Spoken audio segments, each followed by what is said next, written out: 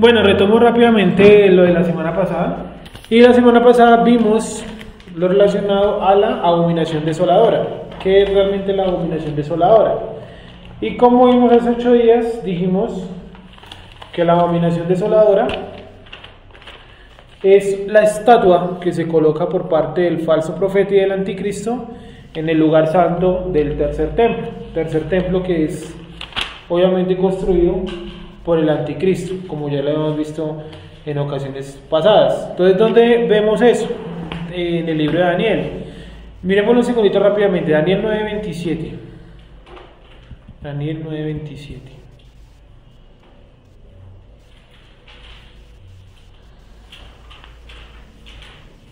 Daniel 9:27.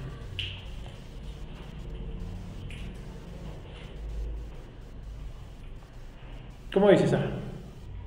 Y por otra semana confirmará el pacto con muchos. A la mitad de la semana hará cesar el sacrificio y la ofrenda. Después, con la muchedumbre de las abominaciones, vendrá el desolador, hasta que venga la consumación y lo que está determinado se derrame sobre el desolador. Bueno, vimos también que en esta versión, el Tanakh de Katz, que es la traducción del hebreo al español, dice que va a colocar, o más bien que a la mitad de la semana será colocada la abominación inerte, le da ese nombre a la abominación. Y entonces vimos la semana pasada que en el libro de Daniel se habla de 2 abominaciones inertes. Una es esta, Daniel 9:27, la que estamos viendo. Esta de Daniel 9:27 es la del final de los tiempos, como hemos venido hablando pues durante 4 meses ya. Y hay otra abominación desoladora, o que es Daniel 11:31. Miremos un segundo de eso, Daniel 11:31. Y se levantarán de su parte tropas que profanarán el santuario y la fortaleza, y quitarán el continuo sacrificio y pondrán la abominación desoladora. Bueno, lee por favor en el capítulo 11, el versículo 1 al 3. Y yo mismo, en el año primero de Darío el Medo, estuve para animarlo y fortalecerlo. Y ahora yo te mostraré la verdad. He aquí que aún habrá 3 reyes en Persia, y el cuarto será de grandes riquezas más que todos ellos, y al hacerse fuerte con sus riquezas levantará a todos contra el reino de Grecia. Es decir, Daniel le está siendo revelado en el libro de Daniel, en el capítulo número 11, todo lo relacionado a una etapa de la historia humana llamada las guerras médicas.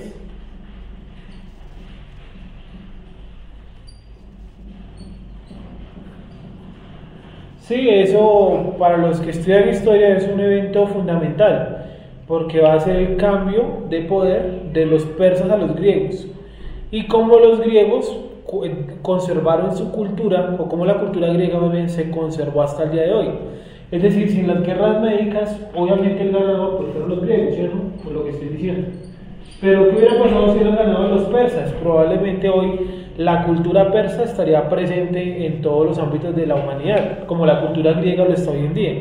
Es decir, estas guerras médicas, que son 4 etapas, más o menos en 100 años, van a determinar toda la humanidad en la actualidad. Todo esto es antes de la época de Yeshua, ¿sí? Todo esto es en el año más o menos 200 antes de Cristo, 250, 270, 280, hasta 300 antes de Cristo. Empiezan las primeras guerras médicas.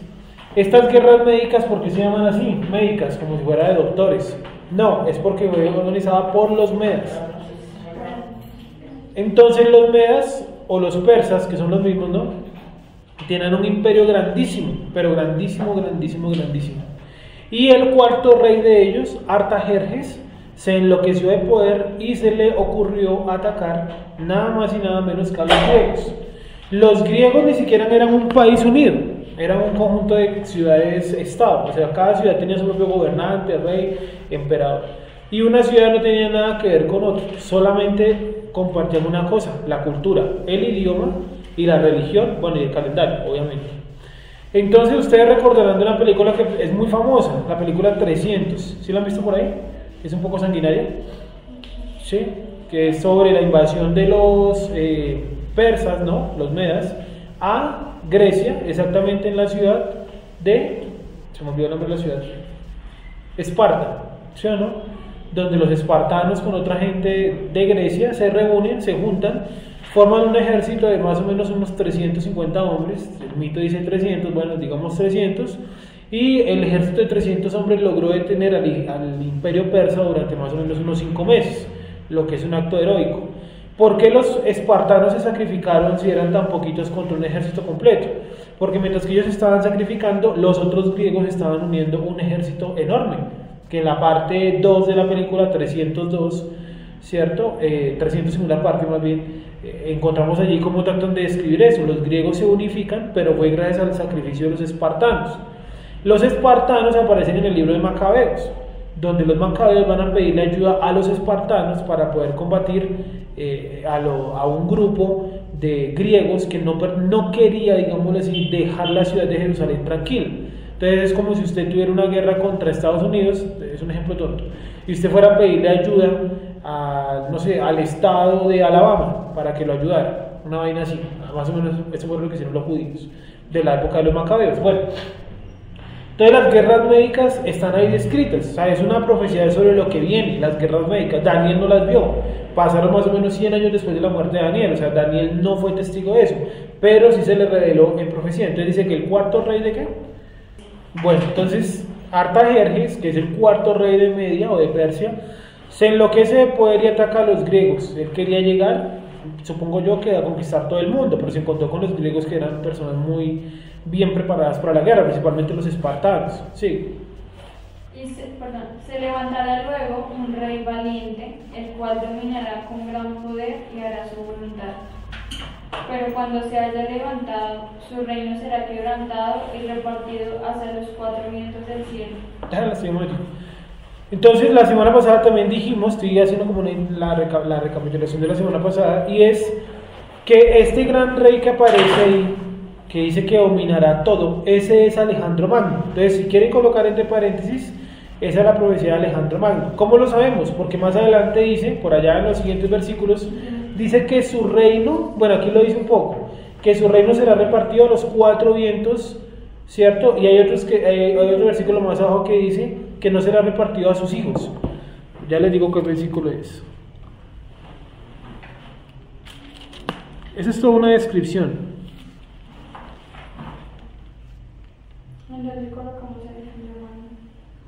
Alejandro Magno, colóquenlo por favor en el 3. Se levantará luego un rey valiente, el cual dominará con gran poder y hará su voluntad. Dice, pero cuando se haya levantado, su reino será quebrantado y repartido hacia los 4 vientos del cielo. No a sus descendientes, ahí es donde les digo, no a sus descendientes, porque Alejandro Magno no tuvo hijos. Acuérdense que la historia lo ha acusado a él, siempre, ¿no?, de ser homosexual. Hasta hay una película, ¿no? Alejandro el Grande, creo que se llama la película, o Alejandro Magno, bueno, realmente no sé. Y la película pues narra eso, ¿no? Que Alejandro era como enamorado de uno de sus generales y que tenían relaciones sexuales y que por eso terminó muriendo, parece ser que de sífilis o de gonorrea, alguna enfermedad de tipo sexual. Dice, y será fuerte el rey del sur, más que uno de sus príncipes, perdón, vuelvo a leer el 4, por favor, Wendy. Pero cuando se haya levantado, su reino será quebrantado y repartido hacia los 4 vientos del cielo. ¿Por qué sabemos que está hablando de los griegos? Porque los griegos fueron un imperio grandísimo, mientras que estuvo Alejandro Magno. Una vez muerto Alejandro Magno, se dividió en 4 zonas, ya las conocemos, por ahí está el mapa, ¿no? Antígonos, helenísticos, ptolomeos y seleucidas, son los 4. ¿Se acuerdan que la vez pasada lo vimos detalladamente, cierto? Entonces los 4 son los 4 vientos del cielo, norte, sur, oriente y occidente. Pero miren lo que dice la profecía, sigue por favor. No a sus descendientes, ni según el dominio con el que él dominó, porque su reino será arrancado y será para otros fuera de ellos. Sí, entonces estos tipos, como dominaron una gran parte del planeta, se empezaron a mezclar con las personas de esas partes del mundo. Alejandro Magno es un personaje fundamental en toda la Biblia, aunque solamente aparece profetizado acá, y pues lo que yo les digo esto de las guerras médicas, y en el libro de Macabeos lo menciona un poquito más, a Alejandro Magno. Pero es un personaje fundamental porque él es el que va a hacer la unión de toda la sabiduría oriental, voy a colocar esa sabiduría en comillas grandes, todo el conocimiento oriental, entre comillas, de los hindúes, lo va a mezclar todo con la cultura griega. Y nosotros tenemos hoy en día, todas las culturas son una mezcla de cultura hindú con griego. Tenemos la religión hindú, un montón de dioses, creemos en lo que tenga vida, en lo que tenga fuerza, y tenemos un pensamiento griego. Eso es gracias a Alejandro Magno, él fue el que hizo esa unión. ¿Cómo la hizo? Pues él emprendió un viaje de más o menos 3 años hasta la India, desde Grecia, recorre todo su reino y llega hasta la India, y allá él se casa con una princesa de la cultura hindú. Y entonces él toma todos los elementos religiosos de la cultura hindú y los mezcla con toda la parte filosófica de los griegos, y a eso se le va a llamar helenismo. Helenismo es religión hindú más filosofía griega, y eso es lo que está viendo en el planeta. ¿Gracias a quién? A Alejandro Magno, que fue el que hizo esa unión. Porque les voy a colocar el ejemplo del Carnaval de Barranquilla. El Carnaval de Barranquilla es una celebración de origen pagano, ¿sí o no? Pero realmente, ¿dónde están sus raíces? Están sus raíces en la cultura hindú, en un mito llamado el rey de los monos. Hanuman se llama exactamente, Hanuman, el rey de los monos. Hanuman, según el mito, tenía forma humana, o sea, como un cuerpo humano, pero tenía cabeza de mico. Y él en esa cabeza de mico, bueno, hace como una hazaña, por allá también se encuentra con un hombre que tiene cabeza de elefante, ¿cierto? Y entre los dos van y hacen muchas hazañas juntos. Bueno, estoy resumiendo como 200 libros de religión hindú que no, obviamente no los he leído, solamente leo lo que, como los puntos centrales, de qué se trata. Entonces, toda esta cultura hindú quedó metida en el Carnaval de Barranquilla. ¿Cómo se llama el símbolo número 1 del Carnaval de Barranquilla? La marimonda, que es un hombre, es una forma humana que tiene cabeza de elefante. ¿Por qué tiene cabeza de elefante? Porque viene desde la India. El dios principal de los hindús tiene cabeza de elefante, y que es en ese mito del ayudante del rey Hanuman. Pero los barranquilleros no solamente practican, estoy hablando solamente en específico del Carnaval de Barranquilla, ¿cierto? Los barranquilleros no solamente practican la religión hindú ahí por debajo de cuerda, la tienen mezclada con el catolicismo, ¿cierto? También en los carnavales arrancan en una fecha católica y terminan en una fecha católica. De hecho, unos días después del Carnaval de Barranquilla, el calendario católico coloca el miércoles de ceniza. Sí, ellos tienen un dicho, ellos fueron los que inventaron ese dicho: el que peca y reza empata, porque han pecado durante tanto tiempo del carnaval y empatan ¿cómo? Con el miércoles de ceniza: polvo eres y en polvo te convertirás. Entonces lo tienen mezclado con catolicismo, y además de eso pues tienen obviamente la cultura griega. ¿Cómo tienen la cultura griega? El consumo de alcohol desenfrenado, el desorden sexual, realizar un carnaval, que significa carne para Baal, o sea, un desorden de tipo sexual, de tipo carnal, ¿sí? El alcohol, la comida y todo eso. Entonces vemos cómo el Carnaval de Barranquilla es un excelente ejemplo de cómo la cultura hindú se mezcló con la cultura griega, con la filosofía griega, y quedó esto, el helenismo. Esto nos conquistó a todas las culturas del planeta, el helenismo, ¿sí? Obviamente todo esto pues es una rama o un brazo de la cultura babilonia, que es el punto central de lo que hemos visto en los últimos 4 o 5 meses, ¿cierto? Que la cultura babilonia es la madre de todas las culturas, pero tiene muchos brazos. Uno de esos brazos es el helenismo, que está vivo hoy en día, ¿vale? Otro sería el islam, que es muy contrario a esto. Entonces las guerras médicas, voy a colocarlo acá: persas versus griegos. Como se dan cuenta en la profecía, los griegos estaban destinados por Dios para vencer. Sí, pueden buscarlo, son 4 capítulos, o sea, 4 guerras médicas donde los persas no pudieron con los griegos, apenas creo que vencieron en el primer capítulo, y en los otros 3 capítulos se vieron derrotados. Luego nace Alejandro Magno, conquista todo el mundo, incluyendo el imperio persa, y es donde se produce esto del helenismo, que es lo que acabé de explicar. Entonces, ¿qué tiene que ver todo esto con la escritura? Que en el libro de Daniel se hablan de 2 abominaciones desoladoras. La primera de ellas es la que nos leyó Sara hace un momento, la de el final de los tiempos, la estatua que va a colocar el anticristo y el falso profeta en el lugar santo, ¿cierto? ¿Dónde lo encontramos también? En el libro de Apocalipsis. Pero en el libro de Daniel, en Daniel 11:31, hay otra abominación desoladora. Léelo, por favor. Daniel 11:31. Léelo, Willy, por favor. Y se levantarán de su parte tropas que profanarán el santuario y la fortaleza, y quitarán el continuo sacrificio, y pondrán la abominación desoladora. Entonces, ojo, los griegos, todo el capítulo 11 es una profecía sobre los griegos, todo el capítulo 11. Entonces él empieza diciendo la situación de los persas contra los griegos. Luego los griegos vencen a los persas, listo, los griegos se montan al poder con esto, con Alejandro Magno. Alejandro Magno muere y su reino es repartido entre sus 4 generales, Antígono, Ptolomeo, Seleucido, y se me olvidó el nombre del otro, pero son llamados los helenísticos, listo, esos 4. Entonces los 4 forman 4 imperios más pequeños de lo que era el imperio griego. Es como si yo cogiera hoy los departamentos, las regiones naturales de Colombia, el Caribe, la región andina, el Amazonas y la Pacífica, y cada una fuera un país por aparte ahora, ¿listo? Obviamente, ¿qué tiene más poder? ¿Qué tiene más poder? ¿Todo el imperio de Alejandro Magno o los imperios pequeños que se formaron a partir de ese imperio? ¿Qué creen ustedes que tiene más poder? ¿Qué crees tú que tiene más poder? No, el imperio griego, el original, era el que tenía más poder. Por eso dice, mira lo que dice, leemos el versículo 5, bueno. El 4, perdón.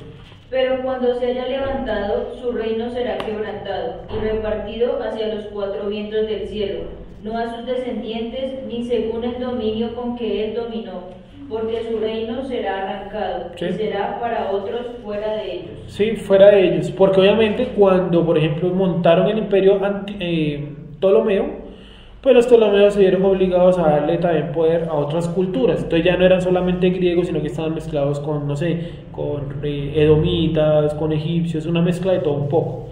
Pero ¿de dónde surgieron esos imperios pequeños? A partir de la fractura del imperio griego, que se rompió a partir de la muerte de Alejandro Magno. Alejandro Magno muere muy joven, más o menos a los 34 años. Él empezó a conquistar murió a los 34, más o menos, y empezó a conquistar a los 24. O sea que en menos de 10 años ya había conquistado casi todo el planeta. En la película muestran eso muy bien. Y cómo él va a la India. Su llegada a la India es algo, pues, históricamente es algo fenomenal. Nunca un griego haya llegado a la India. Es algo impresionante. Entonces, tenemos entonces 2 abominaciones desoladoras. La primera es la que ya leímos del final de los tiempos, y otra es la del capítulo de Daniel 11:31. Léelo por favor, bueno. Daniel 11:31. Y se levantarán de su parte tropas que profanarán el santuario y la fortaleza, y quitarán el continuo sacrificio, y pondrán la abominación desoladora. Listo, entonces, ahí fue donde la semana pasada, fue la clase de la semana pasada. Dijimos entonces la semana pasada que hay 2 abominaciones desoladoras. Vuelvo y repito, la del final de los tiempos y esta. El capítulo número 11 de Daniel es una profecía sobre los griegos. ¿Y qué es lo que hace? Usted lee todo el capítulo de Daniel 11, es toda una profecía de todos los movimientos que están haciendo los griegos, principalmente una parte llamada los Ptolomeos. ¿Sí? Entonces dice que no, que de los 4 reinos, el reino del sur se volvió más poderoso, y que ese rey poderoso del sur vaya a hacer un tratado con el rey del norte, se lo manda a casar con su hija. Luego la hija del tipo como que la asesinan, ya no recuerdo muy bien, está todo en el capítulo de Daniel 11. Y en el 31 llega y dice: entonces el reino del sur, ¿cierto?, los Ptolomeos, van a tomarse la ciudad, van a destruir el templo y la fortaleza, y van a colocar la abominación desoladora. ¿Cuál fue la abominación desoladora que él colocó? En el libro de Macabeos, en 2 de Macabeos 6, describe qué es la abominación desoladora que colocan los griegos en el templo. Colocaron una estatua de Zeus en el templo, en el lugar santo. Entonces todo el templo se vio como profanado. Entonces, ¿qué conclusión podemos sacar hasta ahí? Cuando la escritura habla de abominación desoladora, según el Tanakh de Katz y según la palabra en hebreo, la raíz y tal, no es tanto abominación desoladora, es abominación inerte. Y la semana pasada hicimos ese cambio. Quitamos la palabra abominación desoladora y colocamos abominación inerte, es decir, colocaron algo que no tenía vida. Los griegos ya lo hicieron una vez. Entonces yo les dije la semana pasada, si ustedes quieren, ¿cierto?, si nosotros queremos entender bien o entender más o menos la época del tercer templo, es decir, la época del final de los tiempos, yo debo leerme el libro de Macabeos, sin duda alguna, porque el libro de Macabeos lo que hace es darme señales acerca del final de los tiempos. Eso es lo que hace el libro de Macabeos. El libro de Macabeos, vamos a mirarlo un momentico, para que miremos la cuestión de la estatua nomás. Segunda de Macabeos 6. Entonces acuérdense, abominación desoladora, una estatua colocada dentro del templo. Sí, esto para hacer la diferencia entre las dos abominaciones desoladoras que habla el libro de Daniel. La primera, la del final de los tiempos, no ha sucedido, y la otra, la que hicieron los griegos en Jerusalén en la época previa a Yeshua, y que cuando ellos hacen eso termina celebrándose tiempo después la fiesta de Hanukkah. Segunda de Macabeos capítulo 6. ¿Cómo dice? Dale desde el 1 por favor y miramos ahí cuál, que ya no me acuerdo, que no tengo la...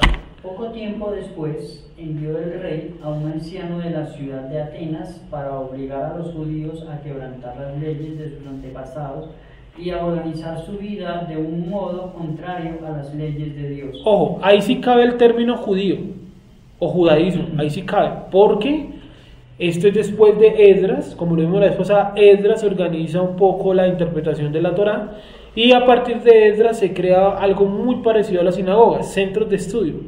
Y entonces aquí ya podemos hablar de judío y judaísmo. Aquí sí es válido en el libro de Macabeos. En los profetas no.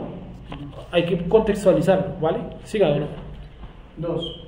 Para profanar el templo de Jerusalén y consagrarlo al dios Zeus olímpico, y para dedicar el templo del monte Gerizim a Zeus hospitalario, como lo habían pedido los habitantes de aquel lugar. Aún para la masa del pueblo era penoso y difícil soportar tantos males. El templo era escenario de actos desenfrenados y fiestas profanas organizadas por paganos que se divertían con mujeres de mala vida y tenían relaciones con prostitutas en los atrios sagrados. Además, llevaban al templo objetos que estaba prohibido introducir en él, y el altar se veía lleno de animales que la ley prohibía ofrecer.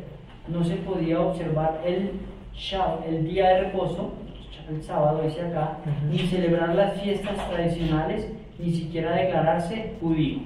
Listo, como vemos ahí, esa fue la primera abominación desoladora que ya sucedió. ¿Cuándo sucedió esa abominación desoladora? Como lo dice el texto, en la época de los griegos. ¿Qué es la abominación desoladora? O la abominación inerte, como lo coloca el Tanakh de Katz. ¿Qué es eso exactamente? Es colocar una estatua dentro del lugar santo. Pero un momentico, miramos a ver. Acá está. Lee por favor aquí.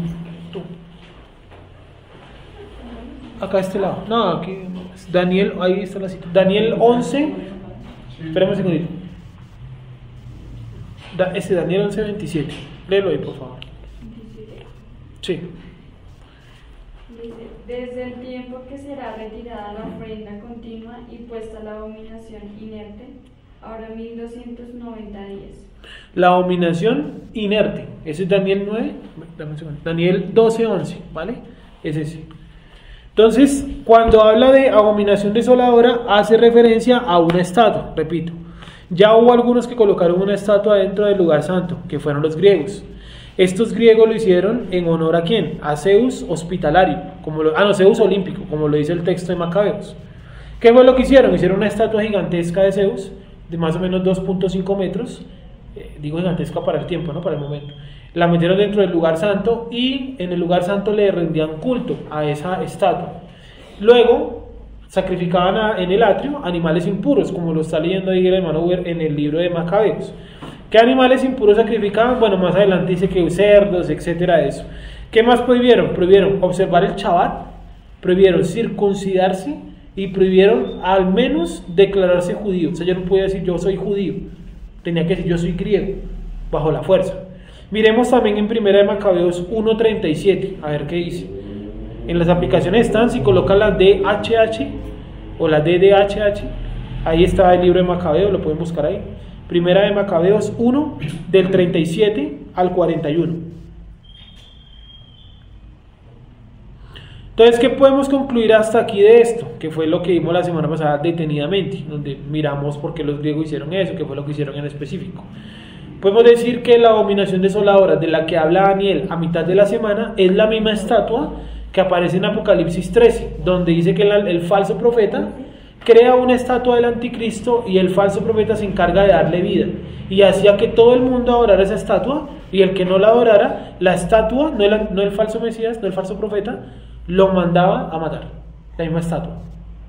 Entonces la abominación desoladora es la estatua que coloca o que va a colocar el anticristo con el falso profeta a la mitad de la semana. Déjelo por favor, primera de Macabeos 1 del 37 al 41. ¿1 del qué? Del 37 al 41. Dice: derramaron sangre inocente alrededor del santuario y lo profanaron. Por temor a ellos huyeron los habitantes de Jerusalén. La ciudad se convirtió en residencia de extranjeros. Sus propios hijos llegaron a ser extraños en ella y tuvieron que abandonarla. El templo quedó en ruinas y desierto. Las fiestas se volvieron días de tristeza. Los sábados fueron causa de vergüenza y el honor de la ciudad se convirtió en ignominia. Como fue grande su gloria, así de grande fue su humillación. Su altivez quedó convertida en tristeza. ¿Hasta cuál? Hasta el 41. El rey publicó entonces en todo su reino un decreto que ordenaba a todos formar un solo pueblo, abandonando cada uno sus costumbres propias. Todas las demás naciones obedecieron la orden del rey.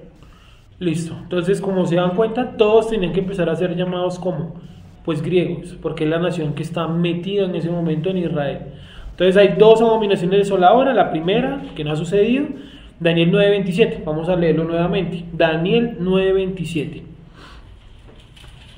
Que ya sucedió. Esta no sucedió, la de Daniel 9:27. La que ya sucedió fue la de Daniel 11:31. La primera. Ajá. Daniel 9:27. Léelo, Jessica, por favor. Y por otra semana confirmará el pacto con muchos. A la mitad de la semana hará cesar el sacrificio y la ofrenda. Después, con la muchedumbre de las abominaciones, vendrá el desolador, hasta que venga la consumación y lo que está determinado se derrame sobre el desolador. Listo. Como lo ven, ahí entonces dice que a la mitad de la semana hay una abominación desoladora. Repito nuevamente lo que dije para concluir esa parte. La abominación desoladora hace referencia a una estatua, así como ya sucedió en la primera abominación desoladora en Daniel 11:31, donde fueron los griegos los encargados de colocar una estatua en el lugar santo. ¿Qué estatua colocaron los griegos? La de Zeus olímpico. Es diferente Zeus olímpico de Zeus hospitalario. La semana pasada les decía que era más o menos como hoy en día se maneja la cuestión de las vírgenes. Prácticamente cada ciudad tenía su propia expresión de Zeus, pero al fin y al cabo era Zeus, como la Virgen. La Virgen, y según el lugar de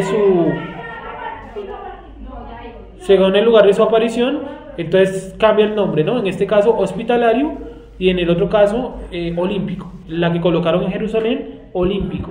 Ese era más importante que hospitalario, olímpico, porque era el que supervisaba las prácticas físicas, lo que hoy en día conocemos como los Juegos Olímpicos. Eso no estoy hablando nada que suene raro. Los Juegos Olímpicos fueron inventados por los griegos, ¿sí o no?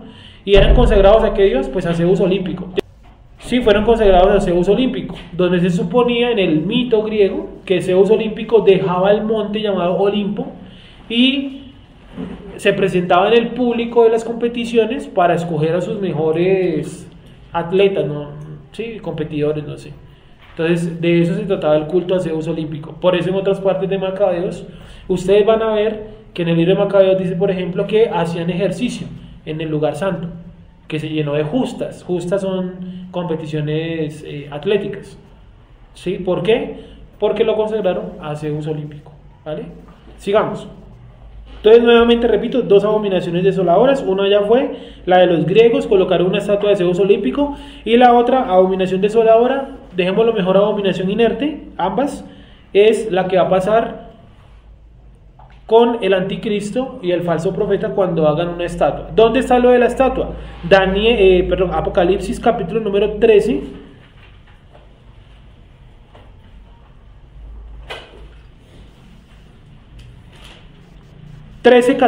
de Apocalipsis 13:14, y encontramos allí en ese texto pues la relación con todo esto que nos viene contando Daniel. ¿Listo? Apocalipsis 13:14. ¿Cómo dice Jessica? Y engaña a los moradores de la tierra con las señales que se le ha permitido hacer en presencia de la bestia, mandando a los moradores de la tierra que le hagan imagen a la bestia que tiene la herida de espada y vivió. Ojo, acuérdense que en Apocalipsis 13 ya lo vimos que son las dos bestias. La primera bestia es el anticristo, la segunda bestia es el falso profeta. El falso profeta no está buscando adoración para él, está buscando esa adoración para el anticristo. Entonces, en su afán de buscar adoración para el anticristo, a la mitad de la semana final, ¿cierto? A la mitad de la semana final, él detiene el sacrificio continuo. Y no solamente lo detiene, sino que coloca ahora una estatua del anticristo y le da vida. Y miren entonces lo que hace la estatua. 15. Y se le permitió infundir aliento a la imagen de la bestia, Ajá. para que la imagen hablase e hiciese matar a todo el que no la adorase. Y hacía que a todos, pequeños y grandes, ricos y pobres, libres y esclavos, se les pusiese una marca en la mano derecha o en la frente, y que ninguno pudiese comprar ni vender, sino el que tuviese la marca o el nombre de la bestia o el número de su nombre. Listo. Entonces, como se dan cuenta ahí, esta estatua es una imagen del anticristo. ¿Sí? Es una imagen del anticristo. Y siendo una imagen del anticristo, es traída a la vida por el falso profeta para buscar adoración para él. Y entonces cuando viene lo de la marca y eso, lo de la marca va a tomar importancia en la segunda mitad de la semana. En la primera no, porque en la primera no ni siquiera hace falta, sí, porque todo está en un gran reino de paz y de felicidad. ¿Listo? Bueno, entonces vamos entonces a graficar un poquito la segunda mitad de la semana, que es lo que terminaremos de ver el día de hoy. Entonces, ojo con esto. Y voy a colocar aquí mitad de la semana. Ya lo de la primera mitad ya quedó listo. Mitad de la semana. Mitad de la semana final. Voy a colocar aquí semana 70. ¿Qué es lo que estamos viendo? ¿Cierto? Entonces, ¿qué sucede a la mitad de la semana? Ahora sí, lee Jessica, por favor. Daniel 9:27. Para podernos enganchar ahí. Dale. Y por otra semana confirmará el pacto con muchos. A la mitad de la semana hará cesar el sacrificio y la ofrenda. Listo, entonces aquí a la mitad se detiene el sacrificio. Listo, sigue leyendo, por favor. Del tercer templo, ¿cierto? Sí. Tercer templo que fue creado antes de el inicio de la semana y empezó a funcionar cuando arrancó la semana final. Eso lo vimos la vez pasada, ¿no? Que probablemente la inauguración sea en alguna fiesta. Porque ahorita vamos a ver, o como estamos dando cuenta en todo el estudio, las fiestas son importantes para poder captar algo de esta información, porque si no se nos vuelve un desorden en la cabeza impresionante. Sigue. Después con la muchedumbre de las abominaciones vendrá el desolador, hasta que venga la consumación y lo que está determinado se derrame sobre el desolador. Listo. Entonces aquí vamos a colocar la abominación desoladora. Vamos a mirarla ahora en otro pasaje. Creo que ahí, Jessica, esta es la concordancia a Mateo 24 algo. 15. Lee por favor eso, Mateo 24, 15. Para que veamos en otro texto que el mismo Yeshua también hablaba de esto, del libro de Daniel. Y él sabe, pues él explica, o trata de colocar un ejemplo de Daniel. Y luego entonces dice, el que tenga oído para oír que oiga. O sea que él sabe muy bien que son palabras complicadas. Sigue. Por tanto, cuando veáis en el lugar santo la abominación desoladora de que habló el profeta Daniel, Sigue. entonces los que estén en Judea huyan a los montes. El que esté en la azotea no descienda para tomar algo de su casa, y el que esté en el campo no vuelva atrás para tomar su capa. Sigue. ¿Sigo? Mas hay de las que estén encintas y de las que críen en aquellos días. Orad, pues, que vuestra huida no sea en invierno ni en día de reposo. Esto es importantísimo. Que no sea ni en invierno, no invierno, y tampoco no Shabbat. ¿Listo? Entonces a la mitad de la semana sucede esto. Se detiene el sacrificio, la abominación desoladora. Voy a colocar aquí entre paréntesis ¿Cuál es la abominación desoladora? ¿Es una estatua de quién? El anticristo. No es el pastor. No, del anticristo. Acuérdate que él no busca adoración para sí mismo. ¿Listo? Entonces una estatua del anticristo. También se produce la huida de los judíos a los montes. ¿Por qué? Eso la semana pasada lo dijimos. Si usted viene toda la primera mitad de la semana y anterior a la semana, ¿cierto? Voy a decirle mejor. Si usted como judío viene todo el tiempo previo al inicio de la semana, toda la primera mitad, usted viene acompañando al anticristo, creyendo que él es su Mesías, ¿sí o no? Ciegamente. Y usted a la mitad de la semana ve que el tipo coloca una estatua. Yo creo que usted como judío, eso le tiene que parecer algo muy extraño, porque los judíos jamás, nunca han adorado, digo los que han cumplido la Torah, ¿no? Nunca han adorado una estatua. Entonces yo imagino que inmediatamente ellos se dan cuenta que ese sujeto no es el Mesías. Y ahí lo dice Yeshua. Una vez que esté puesta la abominación desoladora, la estatua del anticristo, entonces ¿qué? Todos los que estén en Judea huyan. ¿A dónde huyen? No. A los montes, ¿cierto? A los montes. Y oren, hay de las que estén en embarazo en aquel momento, ¿cierto? Oren para que su vida no sea en invierno, ni tampoco sea en Shabbat. Sí, ya luego vamos a entender por qué Yeshua dice que no va a ser en invierno. Sigue leyendo ahí un momentico, por favor, a ver qué más dice. Orad, bueno. No, léelo por favor en Marcos. Yo creo que hay una cita de Marcos 7 algo, ¿no?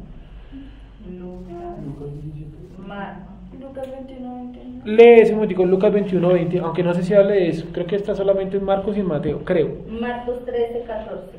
Ese, Marcos 13:14 primero. Marcos 13:14. Dice: pero cuando veáis la abominación desoladora de que habló el profeta Daniel, puesta donde no debe estar, el que lee entienda, ¿sí? Entonces los que estén en Judea huyan a los montes. Puesta donde no tiene que estar, en el lugar santo, como lo vimos en el libro de Daniel y en el libro de Macabeos con la abominación desoladora que hicieron ellos con Zeus hospitalario y con Zeus olímpico. Sigue. El que esté en la azotea no descienda a la casa, ni entre para tomar algo de su casa, y el que esté en el campo no vuelva atrás a tomar su capa. Mas hay de las que estén encintas y de las que críen en aquellos días. Orad pues que vuestra huida no sea en invierno, porque aquellos días serán de tribulación, cual nunca ha habido desde el principio de la creación que Dios creó, hasta este tiempo ni la habrá. O sea que aquí es donde va a empezar la época llamada la gran tribulación. Aquí, en la segunda mitad. La gran tribulación. Y esta es la segunda mitad de la semana. Segunda mitad.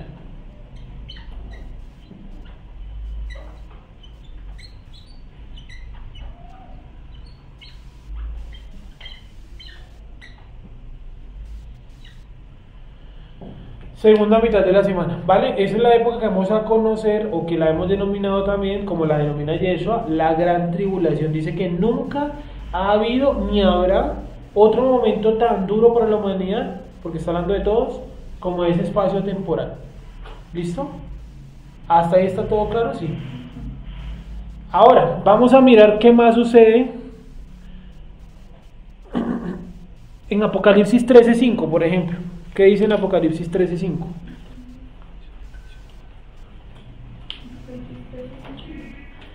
Aquí falta otro dato en la mitad de la semana, pero no le quería poner porque ya la vamos a leer. O sea, aquí falta otro dato. Vamos a ponerlo acá ahorita encima. Sigue leyendo. Dice, también se le dio boca que hablaba grandes cosas y blasfemias. Está hablando del anticristo. Acuérdense que eso ya lo vimos. Se le dio grande boca que hablaba grandes cosas y blasfemias. Sí. Y se le dio autoridad para actuar 42 meses. Ojo, 42 meses, ¿cuánto tiempo es? Son 3 años y medio. Entonces, voy a escribir acá. Entonces, la segunda mitad de la semana son 3 años y medio, que es igual a ¿cuántos meses? A 42 meses. ¿O que es igual a cuántos días? 1260 días. ¿Listo? Entonces, al anticristo se le va a dar más poder la parte final de ese tiempo, porque miren para qué le dieron el poder, sigue leyendo. Y abrió su boca en blasfemias contra Dios para blasfemar de su nombre, de su tabernáculo y de los que moran en el cielo. Y se le permitió hacer guerra contra los santos y vencerlos. También se le dio autoridad sobre toda tribu, pueblo, lengua y nación. Entonces es hasta la segunda mitad de la semana donde él va a imponer, ahora sí a imponer, mediante la fuerza, a eso me refiero con imponer, su dominio mundial. Y se le dio de parte del Eterno el poder para poder combatir a los santos y vencerlos. ¿Eso qué indica? Matarlos, como lo hemos visto en clases anteriores, donde hemos dicho que el anticristo tiene poder para capturar al que quiere capturar y para matar al que quiere matar. ¿Y por qué? Porque eso es una voluntad divina, dice el libro de Tesalonicenses. ¿Sí? Dice que nadie puede escapar de eso. ¿Por qué? Porque Dios ya lo predestinó así, tanto la muerte como la cárcel. Yo imagino, supongo yo, ¿no?, que si los nazis tenían campos de concentración terribles y horrorosos a todo lo que le hicieron allá a los judíos, pues yo imagino que el anticristo va a tener de pronto lugares muy parecidos a eso, pero de pronto, y tal vez mucho más duros que lo que hizo Hitler, porque es que el anticristo es el último enemigo, ¿sí o no? Entonces tiene que hacer cosas terribles. Entonces supongo yo que va a tener, cuando habla de cárceles, y si la escritura coloca cárcel y muerte, es porque están más o menos al mismo nivel de crueldad, y la cárcel entonces va a ser algo muy duro. No sé dónde los irá, o dónde los irá a colocar, en qué parte del planeta, ¿sí? Para que sea un castigo bien fuerte. Acuérdense que los soviéticos, los rusos, ¿cierto?, de los 60 a los 80 capturaban cristianos en Rusia. Eso no es un cuento, lo pueden ver en cualquier documental, y los mandaban por allá a Siberia a menos 30 grados a picar piedra y eso, totalmente desnudos en medio del hielo y del frío. Muchos cristianos murieron allá congelados por hipotermia, obvio, a menos 30 grados sin ropa, a ver, ¿sí o no? Y un montón de gente mataron allá en Rusia, porque ellos eran socialistas, es decir, antirreligión. Sí, es una de las consignas número 1 del socialismo. La religión es el opio del pueblo, ¿vale? Entonces, mitad de la semana se detiene el sacrificio, abominación desoladora, huida de Judea a los montes, no será ni en invierno ni en Shabbat. Pero nos falta otro acontecimiento de toda la mitad de la semana, y es la aparición de los dos testigos, que fue donde terminamos la semana anterior. Entonces vamos a leer Apocalipsis 11:3. Entonces, ¿qué podemos colocar? Ahí mencionamos algunas cuestiones de la mitad de la semana, perdón, de la segunda mitad de la semana. Entonces, en esta segunda mitad, acá, en la segunda mitad de la semana, por ejemplo, entonces, va a tener más poder el anticristo.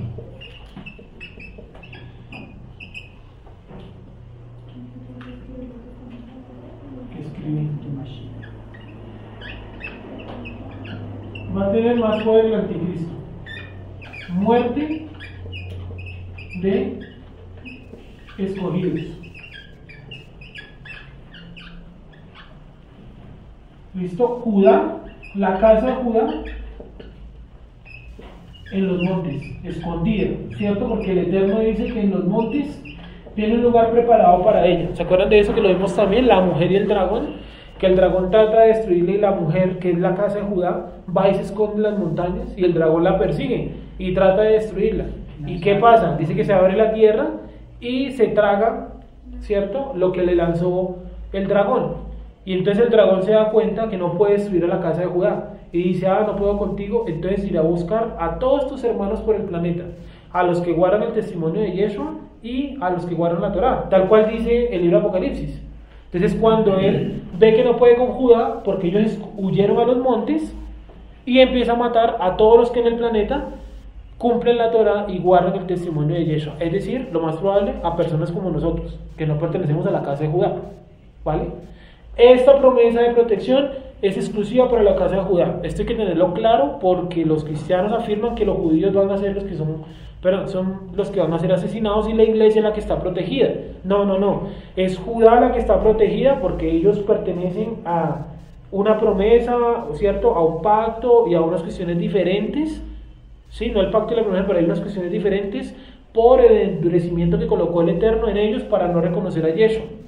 Ya luego en el libro de Zacarías dice que ellos, ¿cierto?, observan al cielo y ven al que traspasaron, al primogénito. ¿Y qué hacen ellos? Se ponen a llorar. Dicen, nosotros hemos negado al que verdaderamente era y es. Dice eso en el libro de Zacarías, capítulo 12, todo el capítulo 12, pedazo del capítulo número 13. Entonces, esto ya es durante la segunda mitad, esto es a la mitad. Entonces, la mitad pasa esto, segunda mitad, esto que nos leyó ahorita Jessica sobre el anticristo, donde tiene más poder y eso. Ahora vamos a mirar, vamos a volvernos, aquí falta un dato específico, y es los dos testigos. ¿Quiénes son los dos testigos? La semana pasada lo dijimos. Moisés y Elías. Los dos testigos, que son los mismos que aparecen ¿en dónde? En la transfiguración. ¿Vale? Entonces vamos a leerlo en Apocalipsis 11 del 1 al 3. Del 1 al 13, perdón. Apocalipsis 11 del 1 al 3. Y luego vamos a ir al libro de Zacarías, donde es, me parece uno de los pasajes más importantes de Zacarías. Zacarías está hablando con un ángel y el ángel le dice, esto es lo que significa tal sueño. Y él le dice, y el ángel le explica un pedazo, pero no le explica qué son los dos testigos. ¿Y esos dos quiénes son? Y el ángel le dice, son los que están delante del Eterno de día y de noche. O sea, no le da mucho detalle, como que no quiere tocar mucho ese tema. Ahorita lo vamos a mirar y verán. Apocalipsis 11 del 1 al 13, ahí paramos un momento. ¿13? Léelo primero del 11, del 1 al 3, pero vamos a leerlo hasta el 13, léelo. Entonces me fue dada una caña semejante a una vara de medir y se me dijo, levántate y mide el templo de Dios y el altar y a los que adoran en él. Pero el patio que está fuera del templo déjalo aparte y no lo midas, porque ha sido entregado a los gentiles y ellos hollarán la ciudad santa 42 meses. Ojo ahí, esto es otro dato de acá. Durante 42 meses, es decir, durante 3 años y medio, los gentiles profanan Jerusalén. ¿Listo? Sigue. 3. Y daré a mis dos testigos que profeticen por 1270 días, 60 días, vestidos de silicio. Bueno, ¿qué significa ese silicio ahí? Busquen un segundito, para que ustedes mismos lo vean.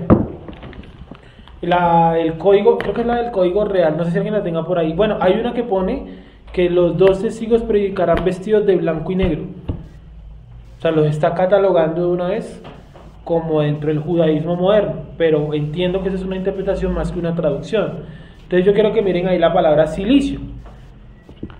Ahora, a veces en la iglesia cristiana, yo me acuerdo que cuando en la iglesia cristiana que yo estaba, ¿cierto?, para ser líder había que hacer un curso de liderazgo, yo lo hice, y el último nivel era algo así como eventos del final de los tiempos. Me acuerdo mucho que la persona que explicó sobre el final de los tiempos decía, esa persona, que la predicación de los dos testigos iba a durar 3 días.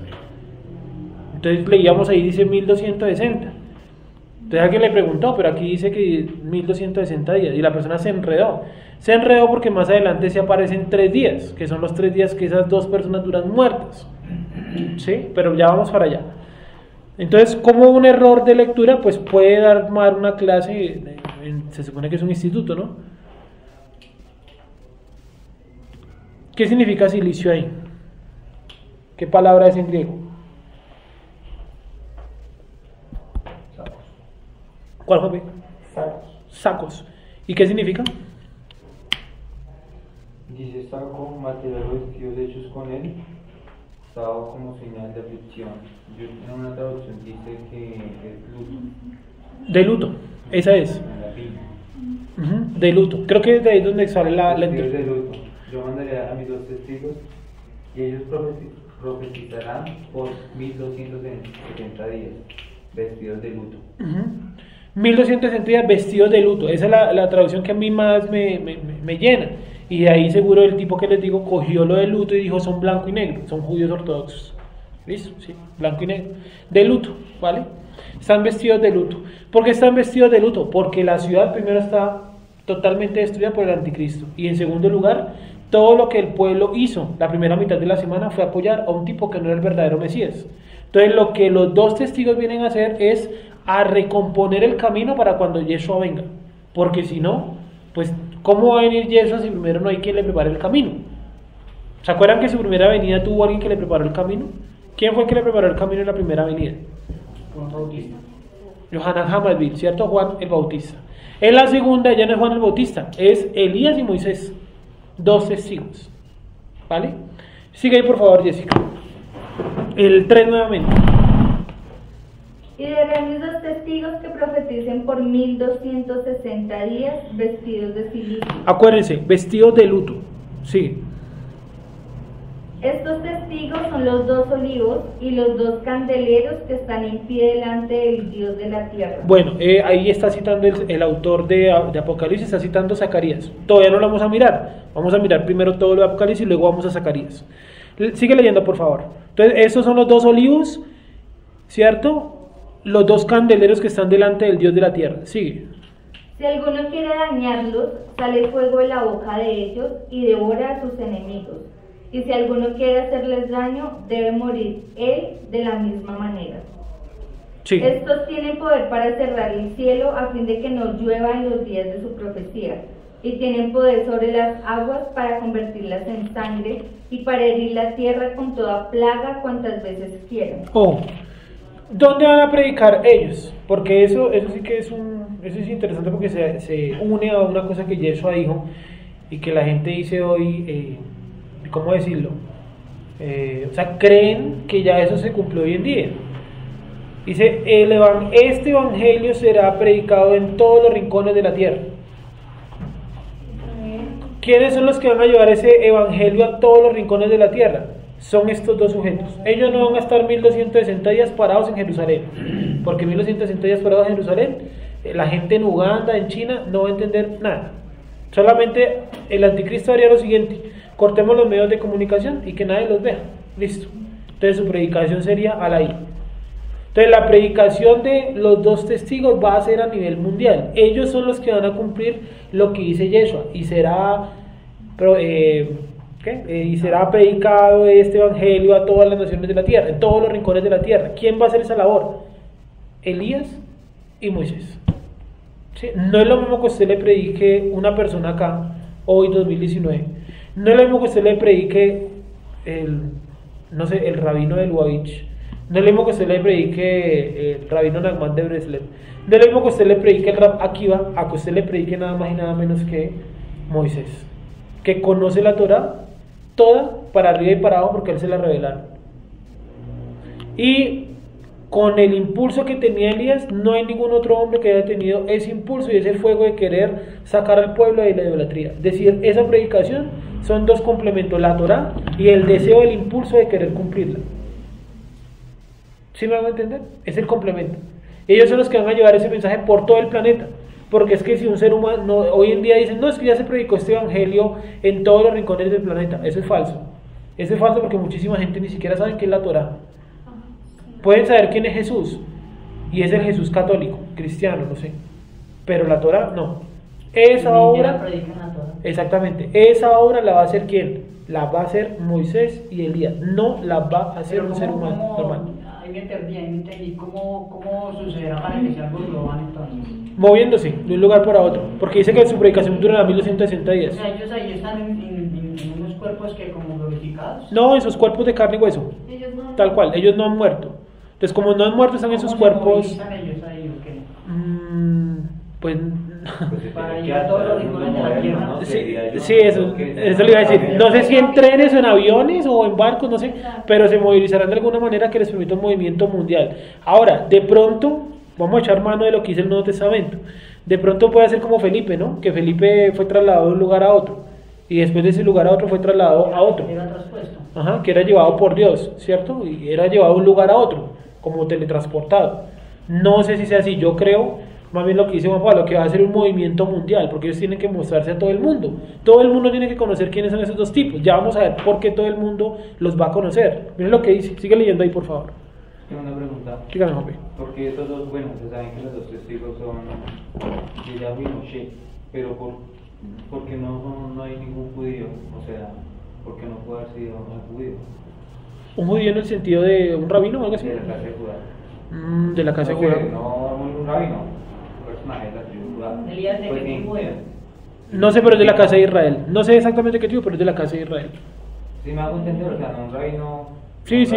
sino alguien de la casa de Judá. Por ejemplo, que Porque hubiera sido el un- mensaje para la casa de Judá, ¿no? Sí, sí, también para ellos. Digamos que hubiera sido David, que es de la casa de Judá. Pues por el perfil, pues los dos son profetas. Yo pienso más que es por el perfil. Bueno, que David también es profeta, Igual ¿no? ellos siguen siendo unos referentes perfectos para los judíos, ¿no? Es que yo creo que el secreto está es que hay que traer al que más conozca la Torah, y el que más la conoce es Moisés. Y tocaba traer al otro que no se murió, pues tocaba no, trajeron al otro que no está muerto, y que además de eso tiene un nivel altísimo de compromiso con la Torah, que es Elías. Y no solamente eso, sino que yo veo ahí las dos casas representadas. Primero que todo veo a Moisés muy ligado a la parte de la casa de Judá, de hecho los levitas pertenecen a la casa de Judá. Y veo también a Elías hacia la casa de Israel, se los veo representado en él, porque es una persona como emocional. ¿Se acuerdan que el texto dice, Elías era un hombre que sujeto a pasiones? Y la semana pasada vimos a qué pasiones, porque uno lee ese texto y uno dice, el man tenía algún desorden sexual. No, vimos que la pasión que él tenía era que quería sacar al pueblo tanto de la idolatría, tenía tanto problema con eso, que terminó convirtiéndose en un asesino. ¿Cuántos profetas mató él? Creo que 800. 400 de uno y 400 de otro, ¿no? ¿Creo? O 200 de uno. No, 400 de uno y 450 de otro. Sí, bueno, 800 más o menos. Entonces, como se dan cuenta ahí, pues yo lo veo reflejado así. Entonces, por eso creo que traiga a Moisés, que es el duro de la Torah, y Elías. Y recuerden que Yeshua dice algo muy especial. Dice, así un muerto vuelva de la tumba y les predique, ellos no van a creer. Exacto, porque no se refería a ellos, se refería era a Lázaro. ¿Se acuerdan que Lázaro volvió de la tumba y dice que él predicaba y que los judíos que trataron de hacer cuando Lázaro resucitó? Matarlo no. Matarlo y luego capturar a Yeshua. Ese era un objetivo que ellos tenían, matar a Lázaro. Sigue, no sé dónde quedamos. 7. Inicio. Cuando hayan acabado su testimonio, la bestia que sube del abismo hará guerra contra ellos y los vencerá y los matará. Y sus cadáveres estarán en la plaza de la grande ciudad que en sentido espiritual se llama Sodoma y Egipto, donde también nuestro Señor fue crucificado. Es decir, ellos terminan la predicación, su profecía y tal, su obra, la terminan ¿en dónde? En Jerusalén. Y allí son asesinados por el anticristo. Sigue. Y los de los pueblos, tribus, lenguas y naciones verán sus cadáveres por 3 días y medio y no permitirán que sean sepultados. Y los moradores de la tierra se regocijarán sobre ellos y se alegrarán y se enviarán regalos unos a otros, porque estos dos profetas habían atormentado a los moradores de la tierra. ¿Sí? Habían atormentado a los moradores de la tierra. Y dice que todo el planeta se alegró por la muerte de ellos. Es decir, que ellos vienen a predicar pues cosas bastante convincentes y que durante su predicación no los pueden matar. ¿Cómo sabemos que no los pueden matar? El 5 lo dice, si alguno quiere dañarlos, sale fuego de la boca de ellos y devora a sus enemigos. Si alguno quiere hacerles daño, debe morir de la misma manera. Entonces durante su predicación están vestidos o protegidos por la presencia divina, que impide que los maten, impide que les hagan daño y también impide que les impidan, o sea, que les bloqueen su predicación. O sea, no hay cómo detener la predicación de estos dos sujetos. Su predicación va a ser tan dura, tan fuerte, tan convincente, que cuando el Eterno quita su protección y los matan, todo el planeta se alegró y se mandaron regalos y todo, como lo vieron ahí. Ahora, ¿cómo sabemos también que son Moisés y Elías? El mismo texto nos da una idea. Dice el 6, léelo por favor, Jessica. Miren las señales que nos da el texto de Apocalipsis. Nosotros sabemos que son Moisés y Elías por la transfiguración, porque ninguno de los dos está muerto, porque Enoc sí está muerto, según el libro de Hebreos, ¿cierto? Pero ¿dónde nos dice el texto que pueden ser o que son Moisés y Elías? Léelo, mira el 6 lo que dice. Estos tienen poder para cerrar el cielo a fin de que no lluevan los días de su profecía. ¿Quién hizo de los dos cerrar el cielo para que no lloviera? Durante 3 años y medio también. Elías. Dice que el agua valía muchísimo, ¿no? Cuando él volvió a la tierra de Israel, después de recorrer toda la parte del Negev y todo eso por ahí, predicando y bueno, haciendo milagros y eso, cuando él volvió nuevamente a la tierra de Israel, dice que el agua, el cántaro de agua valía un montón, porque llevaba 3 años y medio sin llover, y él manda a pedir 3 o 5 cántaros de agua para echarle a su sacrificio, para cuando él ore venga el fuego de Dios y consuma todo. ¿Se acuerdan de ese pasaje, sí o no? Pero su oración fue para cerrar el cielo. ¿Por qué mandó cerrar el cielo? A causa de la idolatría. A causa de la idolatría, Elías dijo, yo oro al Eterno para que quite hoy el agua durante el próximo tiempo. El tiempo fue 3 años y medio. Sigue. Entonces ahí nos dio una señal de que va a ser Elías, porque es el único que pudo hacer, ni siquiera Moisés hizo eso. Sigue. A fin de que nos lleva a los últimos días de su profecía, y tiene poder sobre las aguas para convertirlas en sangre. Moisés en Egipto, ¿cierto? Si Faraón no te cree, toma esta agua y se convertirá en sangre. La primera plaga también. Sigue, Jessica. Y para herir la tierra con toda plaga cuantas veces quieren. Moisés en Egipto. ¿Cuántas plagas fueron en Egipto? 10. Sí, que ya estamos viendo por ahí un video con los niños más pequeños sobre las plagas, y el tipo que estaba como el Moisés del video, ¿no? Le dice al faraón, dice, no, Dios te castigará, bueno, en fin, te castigará, será muy duro contigo y te enviará 7 plagas. Y las 7 plagas son estas, y se las nombra. Y me hizo hasta dudar, dije, ¿son 10 o son 7? Y me tocó ir a mirar nuevamente, no son 10. Se equivocó el tipo que editó los muñecos, el traductor, no sé, pero se equivocaron, no son 7, son 10. ¿Sí? Sigue leyendo, Jessica. Ahí, después del 6. Sí. Cuando hayan acabado su testimonio, la bestia que sube del abismo hará guerra contra ellos, y los vencerá y los matará. Y sus cadáveres estarán en la plaza de la grande ciudad, que en sentido espiritual se llama Sodoma y Egipto, donde también nuestro Señor fue crucificado. ¿Cómo se llama el monte donde Yeshua fue crucificado? Monte Gólgota, ¿cierto? ¿Qué se supone que hay hoy en día en el que se supone que fue el monte Gólgota? Una iglesia católica. Se supone que ahí fue. Pero realmente ¿cómo dijeron? Ahí fue donde crucificaron a Jesús. Fue de la siguiente manera. Fue la esposa de Constantino fue hasta la Tierra Santa. Esto es verdad, lo pueden comprobar en cualquier libro de historia religiosa. Y ella estaba interesadísima, en marcar en Jerusalén puntos clave para el establecimiento de iglesias. Entonces ella empezó a investigar y con los eruditos y tal, y se encontró que, según lo que ella investigó, que donde supuestamente había nacido Yeshua, hay un pequeño grupo llamado los ebionitas. Entonces ella los mandó a sacar con cuchillo a los ebionitas de ahí y colocó en ese lugar la iglesia del nacimiento, que todavía está hoy en día. Pero ella no logró ubicar el monte exacto donde fue Yeshua crucificado, porque los romanos crucificaron más judíos en muchos montes. Entonces no había cómo determinar. Entonces, ¿qué fue lo que hizo ella? El monte que le pareció el más simpático, dijo, ahí fue donde lo crucificaron. Y ahí colocaron la iglesia del Calvario, o la iglesia del Gólgota, ¿vale?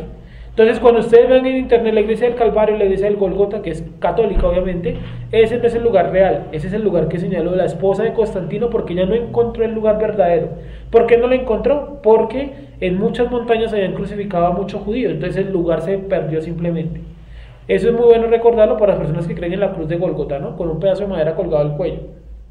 Que por ahí hay un documental que dice que si unieran todos los pedazos vendidos y los que quedan sin vender, se formaría casi un barco tan grande como los que Cristóbal Colón llegó aquí a América. Sí, una carabela. ¿Se han visto la cruz de Gólgota, sí o no? Que la usan, es un pedazo de madera. Sí lo han visto, ni lo besan y todo. Que es la cruz, un pedazo de la cruz donde fue puesto Jesús, no, nada que ver, ¿vale?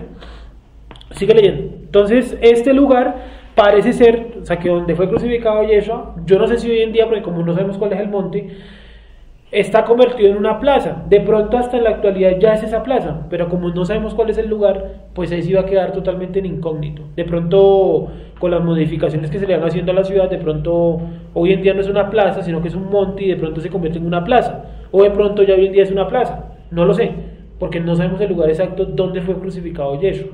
Sigue, por favor, en el 8. Y sus cadáveres estarán en la plaza de la grande ciudad, que en sentido espiritual se llama Sodoma y Egipto, donde también nuestro Señor fue crucificado. Y los de los pueblos, tribus, lenguas y naciones verán sus cadáveres por 3 días y medio, y no permitirán que sean sepultados. Los moradores de la tierra se regocijarán sobre ellos y se alegrarán, y se enviarán regalos unos a otros, porque estos dos profetas habían atormentado a los moradores de la tierra. No dice a los moradores de Israel, a los moradores de la tierra, el planeta, sí. Pero después de 3 días y medio entró en ellos el espíritu de vida enviado por Dios, y se levantaron sobre sus pies, y cayó gran temor sobre los que los vieron. Y oyeron una gran voz del cielo que les decía: subid acá. Y subieron al cielo en una nube, y sus enemigos los vieron. En aquella hora hubo un gran terremoto, y la 10ª parte de la ciudad se derrumbó. Y por el terremoto murieron en número de 17.000 hombres, De 7.000 hombres, y los demás se aterrorizaron y dieron gloria al Dios del cielo. Listo, déjalos ahí, gracias. Entonces, esto de la muerte de ellos, ¿En la nube o en la nube? dice, creo que dice en la nube, ¿no? Subía que subieron al cielo en una nube. En una nube. Dice la nube. No. No, que él pregunta que cómo quedaría mejor, si en la nube o en una nube. Pienso yo que en una nube, pero realmente no lo miré. Imagino que lo pone en relación con el regreso de Yeshua, ¿no? Que dice que viene en la nube. Sí, Y eso. cuando se apareció la transfiguración, dice que una nube, ¿no? Pero la nube los cubrió. Que Y la en- nube lo determina, o sea, como Algo específico. Se supiera cuál nube. Ajá, una nube específica, Exacto. no cualquier nube. Tiene razón, sí. No lo he mirado, pero habría que mirarlo entonces. Entonces, toda la predicación de ellos va desde la mitad de la semana hasta el final de la semana, o sea, durante toda la segunda mitad de la semana. Palabras más sencillas, durante toda la mitad de la semana van a estar predicando Elías y Moisés a nivel global. Yo no sé exactamente qué, imagino que lo que se ha predicado siempre, vuelvan a la Torá y el Mesías, lo que se ha predicado desde siempre, ¿vale? Entonces ellos van a hacer eso a nivel mundial, luego terminan en Jerusalén, estando en Jerusalén son asesinados por el anticristo, 3 días y medio duran tirados ahí en el campo, en la plaza, perdón, porque no los dejan enterrar, al 3 días y medio vuelven nuevamente a la vida y son llevados al cielo, ¿sí? Temporalmente, no es porque ellos van a vivir para siempre en el cielo. En ninguna parte de la Biblia dice que el ser humano vaya a vivir en el cielo. De hecho hay muchos versículos que dicen, tú nos colocarás sobre la tierra, que Yeshua viene a dominar sobre la tierra. Si Yeshua no fuera a venir a dominar sobre la tierra, entonces ¿para qué una segunda venida? ¿Para qué la vamos a hacer venir hasta acá? Disculpe, una pregunta. Cuando Moshe y Elías están, eso es este año y medio, ¿sí? Ajá. Explicando el Torah, van a, o sea, nos van a explicar los seres de la fiesta y todo eso. Uy, la verdad, si no sé qué es. Explícame, ¿no? Los procedimientos de las fiestas. O sea, ¿qué se hace realmente en cada fiesta? De Yeshua. Bueno, yo creo que eso también lo haga. Yo no sé si ellos lo hagan, no lo sé. Yo pienso más que la predicación de ellos no está enfocada como tanto al pueblo, sino como a gente incrédula, pienso yo. Y yo pienso que la predicación de ellos no está enfocado tanto como hacia cuestiones puntuales del calendario, sino como al arrepentimiento, pienso yo. Pienso más que la función de restaurar todo eso sí va a caer directamente en Yeshua. Sí, aunque obviamente pues Moisés debe tener una sapiencia toda, la del caso, en cuanto a las fiestas, porque primero él se las dieron, ¿no? Y segundo fue la primera persona que organizó las fiestas, en la Torá por lo menos. Sí, sin mencionar de pronto a Abraham, Isaac, porque no sabemos ellos qué hicieron. Una pregunta, ¿Moisés y Elías van a estar predicando con qué fin? ¿De que gente se convierta o simplemente de que...? Pues dice que los atormentaban, ¿no? Yo imagino que para señalar todo lo que habían hecho mal durante ese tiempo y también traer al arrepentimiento a los que habían sido convencidos. ¿Se acuerdan que entre los judíos hay unos que pueden llegar a ser convencidos? Además, porque en ese tiempo es donde se confirmará el pacto con muchos. Esa confirmación es eso, esa predicación, gracias, te adelantaste. Pero tiene razón, la confirmación del pacto es eso, la predicación del pacto, porque siempre lo decimos, ¿qué es el pacto? El pacto a quién pertenece, el libro de Efesios lo dice, el pacto y todo eso, hemos sido acercados al pacto, a las promesas, a Yeshua, porque antes estábamos sin Dios, sin las promesas, ¿cierto? Y por ahí el libro de Romanos también dice que El culto de las promesas. todo eso pertenece a quién, a Israel. No se puede entrar a eso si usted no es israelita. Entonces yo imagino que la predicación de ellos, aparte de traer, ¿cómo es que dice ahí? A tormento, dice el versículo 10, a la gente que no les va a creer, pues va a también traer esperanza a los que les van a creer. Eso es de parte y parte. Pero su labor va a ser mundial y va a ser el cumplimiento de la palabra de Yeshua, que este evangelio será predicado en todos los rincones del planeta. Son ellos los que lo van a hacer, porque nosotros no, en nuestro tiempo no se va a hacer. ¿Por qué? Porque la Torá no ha sido llevada a todos los rincones del planeta. Repito, aquí mismo en esta cuadra, en esta calle, hay gente que no conoce la palabra Torá. ¿Sí o no? ¿O cuánto tiempo duramos nosotros sin conocer la palabra Torá? Con la Torá ahí en nuestras manos. Sin ni siquiera saber la palabra mandamiento. Uno escuchaba mandamiento y uno decía, sí, los 10 mandamientos, no, hay que cumplir los 10 mandamientos. Y el tercero o el cuarto, ya no recuerdo, es guardarás los días de reposo, santificarás mis fiestas. No, eso no. ¿Sí en el desorden que nos han enseñado? Los que medio se aproximan a eso, digo en el cristianismo, son un poquito los adventistas. Por lo menos ya llegaron al Shabbat, bueno, una especie de Shabbat ahí más o menos, un poquito lo de los alimentos impuros, ¿sí? Como que son los que más cerca han estado y aún así están a kilómetros de la Torá, porque como eso no es de estudio, sino de ¿qué? De misericordia del Eterno. ¿Sí? Sigamos. ¿Dónde estamos, Fernando? Ya terminamos el pasaje de los dos testigos. Ahora sí vamos a Zacarías 4. Zacarías 4.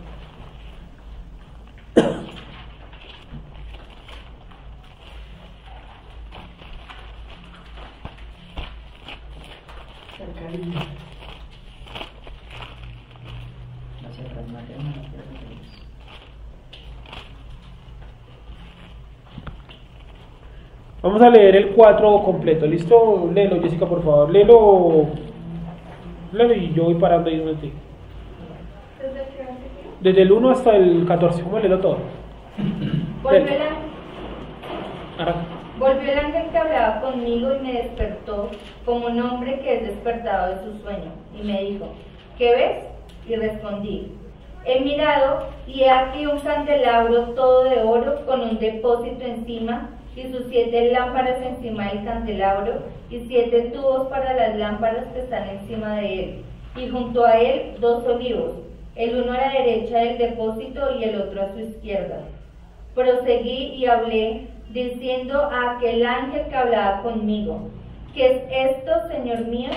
Y el ángel que hablaba conmigo respondió y me dijo, ¿no sabes qué es esto? Y dije, no, Señor mío. Entonces respondió y me habló diciendo, esta es palabra del Eterno a Zorobabel que dice, no con ejército ni con fuerza, sino con mi espíritu, ha dicho el Eterno de los ejércitos. ¿Quién eres tú, oh gran monte? Delante de Zorobabel serás reducido a llanura. Él sacará la primera piedra con aclamaciones de gracia, gracia a ella.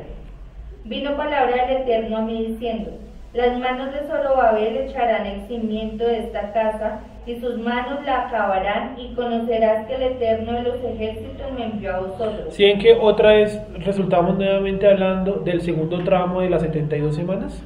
Que es el tramo donde se reconstruye el templo y la ciudad. Aquí la profecía está hablando un poco de esa época, donde le está diciendo, mire, Zorobabel va a empezar a echar los cimientos, y tiempo después va a terminar la casa. ¿Cuánto duró parada la obra? 39 años. ¿Se acuerdan que lo vimos, no? Sigamos. Las manos de Zorobabel echarán el cimiento de esta casa, y sus manos la acabarán, y conocerás que el Eterno de los ejércitos me envió a vosotros. Porque los que menospreciaron el día de las pequeñeces se alegrarán, y verán la plomada en la mano de Zorobabel. Estos 7 son los ojos del Eterno que recorren toda la tierra. Hablé más y le dije, ¿qué significan estos 2 olivos a la derecha del candelabro y a su izquierda? Sí, alto ahí. Entonces, si ustedes leen lo que está leyendo Jessica, ¿cierto? Con detenimiento en su casa, se dan cuenta que lo que le responde el ángel no tiene que ver mucho con lo que el profeta vio. El profeta dice que vio un candelabro con un depósito, ¿cierto? Y 2 olivos a este lado. Y el ángel, ¿qué significa eso? Y dice, no, lo de Zorobabel, pero ¿dónde está eso ahí? Está prácticamente que no está. Y entonces miren lo que pregunta Zacarías, que creo que lo que hemos preguntado todos. Dice, ¿qué significan estos 2 olivos a la derecha del candelabro y a su izquierda? Y miren lo que le responde el ángel.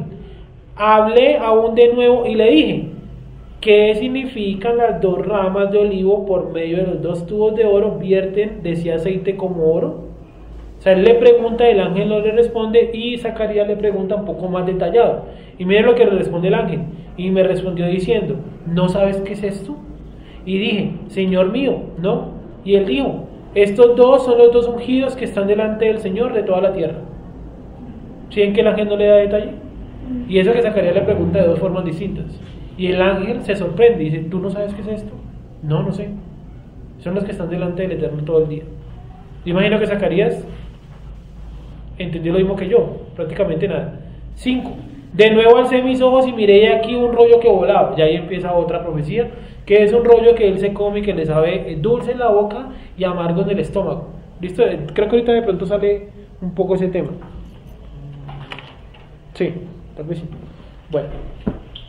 Entonces, ¿qué tenemos ahí? Tenemos los 2 olivos. Los 2 olivos acompañan al candelabro, es decir, a la menorá. ¿La menorá qué más tiene? Tiene 7 lámparas. Lee por favor el 4.2. Y me dijo, ¿qué ves? Y respondí, he mirado y he aquí un candelabro todo de oro, con un depósito encima y sus 7 lámparas encima del candelabro y 7 tubos para las lámparas que están encima de él. Entonces, es algo así, más o menos. Está aquí el contenedor y está aquí la menorá con 7 brazos. ¿Cierto? Aquí están los 2 olivos. Ellos vierten su aceite sobre el depósito. Contenedor, el depósito llena los brazos de la menorá para que allá fuera. Sí, entonces el ángel le dice, esto es lo de la reconstrucción del templo, Zorobabel. Pues yo realmente lo he leído y no veo ahí lo que el ángel le dice. No sé exactamente el ángel qué le está queriendo decir, no lo entiendo. ¿De dónde salió? ¿Es decir, hay alguna referencia en cuanto a ese depósito? Porque No la hay. O sea, que la Torah diga, harás con la menorá un depósito, no lo hay.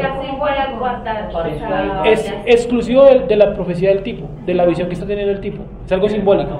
O sea, ese depósito que viene siendo ahí, como una especie de embudo como con 7... Exacto, o sea, están los olivos para recoger el aceite, o sea, pero están los olivos que dan el aceite y aquí está para recogerlo. Y donde se reúne, se reparte a los 7 bracitos. Un embudo con 7 bracitos para... Hagamos de cuenta, sí, para repartirlo todo. Eso tiene un misterio muy grande en cuanto a lo de Moisés y Elías. Entonces tiene 7 lámparas, ¿no? Y el ángel solamente le dice eso, que esas 7 lámparas son los 7 espíritus del Eterno que recorren toda la tierra. Esos 7 espíritus que lo que se refiere a Yeshua, espíritu inteligente, de sabiduría. Exactamente, que también está en Zacarías 3.9, donde dice que hay una piedra que tiene 7 ojos. Entonces, miren lo que el ángel le dice en el 10, léelo por favor, Jessica. ¿4.10? Sí, 4.10. Dice, porque los que menospreciaron el día de las pequeñeces se alegrarán y verán la plomada en la mano de Zorobabel. Estos 7 son los ojos del Eterno que recorren toda la tierra. Listo, ¿dónde también encontramos esos 7? En el libro de Isaías, en el capítulo número 11, versículo 1, y también lo encontramos en Zacarías 3.9. Miren lo que dice Zacarías 3.9, que ese texto lo vimos la vez pasada en el último Rojodesh. Vimos que ese 3.9 tiene mucha relación con Isaías, con esto de la menorá y con los espíritus que habitan en Yeshua, que están colocados de a 2, pero hay uno que está colocado de solo. El espíritu de Jehová, ¿cierto? Sabiduría, no sé qué, ya ni lo recuerdo. ¿Qué significaba los que menospreciaron el día de las pequeñeces? ¿En qué versículo, perdón? El 10. Dice, porque los que menospreciaron el día de las pequeñeces se alegrarán. Incluso creo que está mal puntuado. Miremoslo un momentico en otra versión que no sea en la tuya, Claudia. Mira un segundito, que el tuyo hace correcciones de puntuación, porque ahí parece que le hace falta una coma. Porque los que menospreciaron el día de las pequeñeces se alegrarán. Ahí en el día debería haber una coma. O podría ser también en el menospreciaron. Los que menospreciaron, coma, el día de las pequeñeces se alegrarán. Suena raro sin la coma. ¿Se burla alguien de los comienzos pequeños? ¿Cómo dice? ¿Cómo dice? ¿Se burla alguien de los comienzos pequeños? ¿Lo pone así en símbolo de pregunta?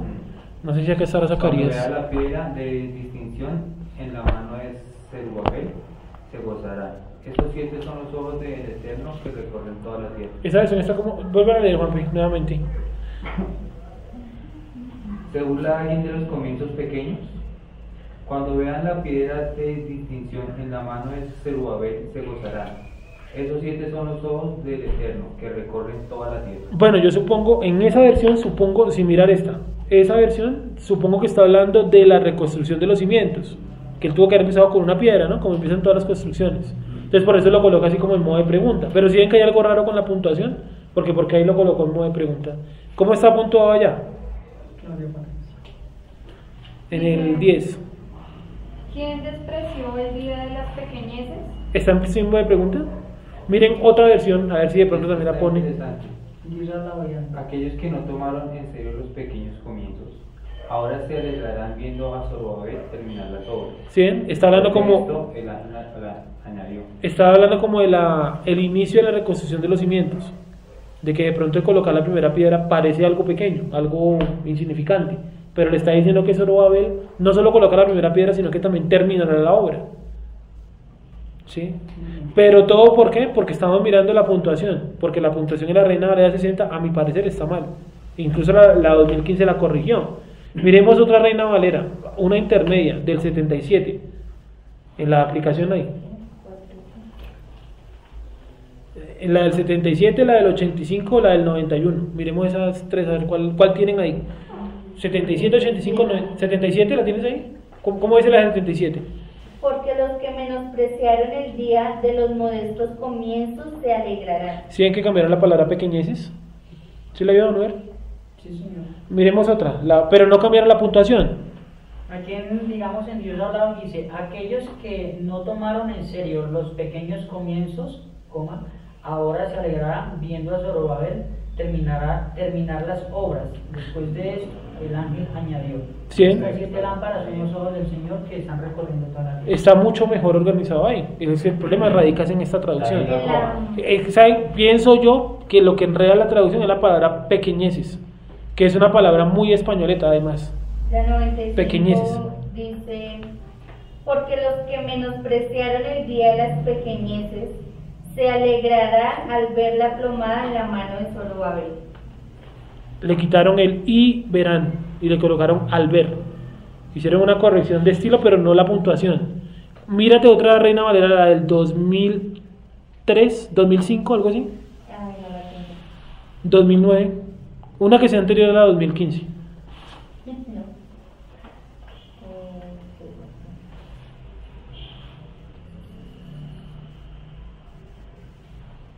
La católica, ¿no? Y Gonzalo, ¿será que nos puede hacer el favor de mirar si de pronto está redactado como pregunta en el hebreo? Yo sé que no hay símbolos de pregunta, pero tiene que haber algo que señale que empieza una pregunta, ¿sí o no? Como la entonación, no sé. Eso es Zacarías 4:10. ¿Cuál tienes, Jessica? Sí. No tengo ninguna otra, pues me toca esta otra. Bueno, De la Reina Valera no tengo. ¿No tiene más? Ah, bueno. No, yo quería mirar a dónde le habían hecho el cambio definitivo de la puntuación. O sea, ¿por qué en la 60 es una afirmación pasiva y en la 2015 la pasaron a una pregunta? Porque el mismo tipo que la corrigió se dio cuenta que eso suena rarísimo. En cambio, en la católica sí la corrigieron de entrada. En la que usted no leyó, la B y N, supongo que es, creo que también lo cambiaron. Alguien que mire un momentico la K2 y con eso cerramos este versículo. Aquí dice ¿Qué versión es? 2009. Esa. Porque los que menospreciaron el día de las pequeñeces se alegrarán y verán la plomada en la mano de Zorobabel. Está tal cual que la 60. Sí.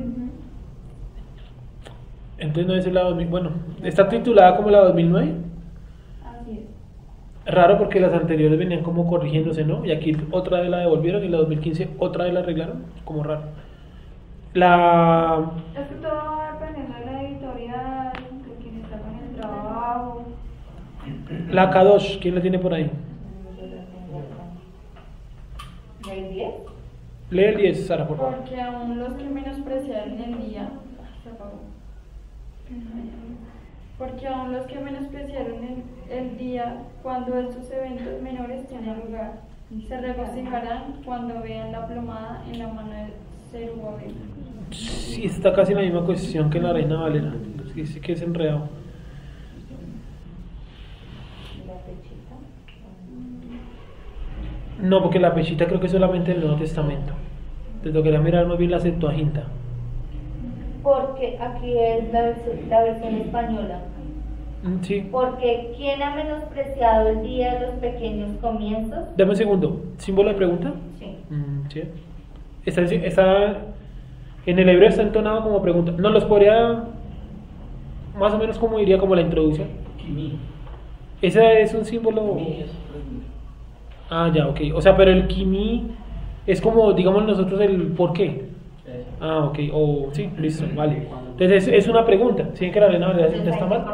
Es una pregunta. Yo no lo había mirado, pero desde que lo leí vi ese pequeñez rarísimo. Esta pequeñez. Entonces corríjanlo, es una pregunta. Es una Yo pregunta. debería buscarlo. ¿Alguien lo leyó léelo tú, Claudia, por favor. Miren cómo lo tiene Claudia en modo de pregunta. Claudia, léelo por favor en el 10. ¿Quién despreció el día de las pequeñeces? Hasta pequeñeces. Luego en signo de admiración. Se alegrarán al ver la plomada en la mano de Zorobabel. Ajá. ¿Quién despreció el día de las pequeñeces? La que leyó Juan Pablo, ya me acordé. ¿Quién menospreció los inicios? Algo así. ¿Cómo era la de los ¿Se inicios? burla alguien de los comienzos pequeños? Eso, ¿se burla alguien de los pequeños comienzos? Sí, de los comienzos pequeños. ¿De los comienzos pequeños? Comienzos. Listo, para que tengan claro que es un símbolo de pregunta, ¿vale? El mío tiene 3 signos de puntuación, de interrogación, de admiración y paréntesis. ¿Todo seguido? Está la pregunta, está la exclamación y al final dice, aquellos 7 ojos, los del Señor, que recorren toda la tierra, están entre paréntesis. Como si fuera un tipo de comentario. No, sí, O una explicación de... sí, más bien lo que está haciendo el tipo es cambiándole los tonos de voz al versículo. Entonces colocó primero el símbolo de pregunta, luego colocó una exclamación, se alegrarán de ver, y luego baja la voz para no decirlo en exclamación, por eso lo pone entre paréntesis. Estos 7 ojos son Sí, es un manejo del texto en español, no en el hebreo. Ok. ¿Vale? Sigamos. Entonces, los 7 ojos son los 7 espíritus de Isaías y son los 7 ojos de las piedras. Vamos a leer ahora sí Zacarías 3:9.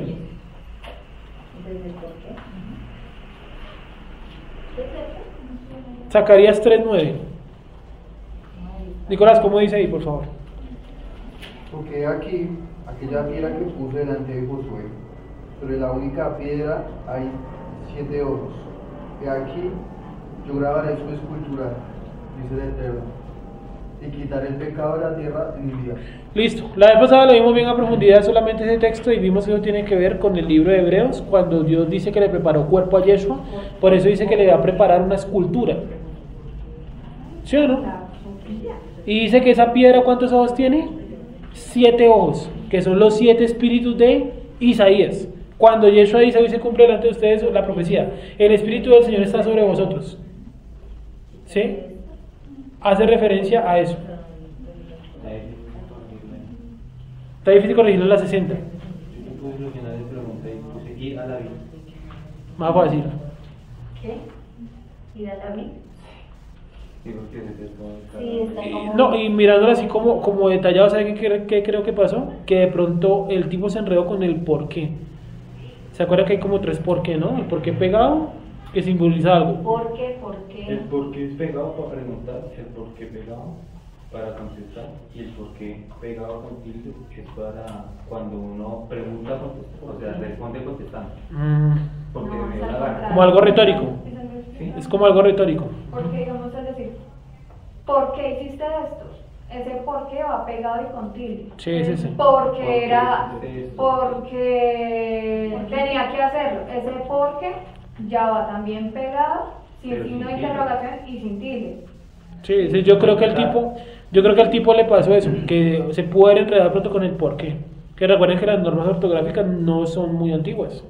Lean cartas de Simón Bolívar y él escribía rey con I latina. Y excelentísimo con doble C.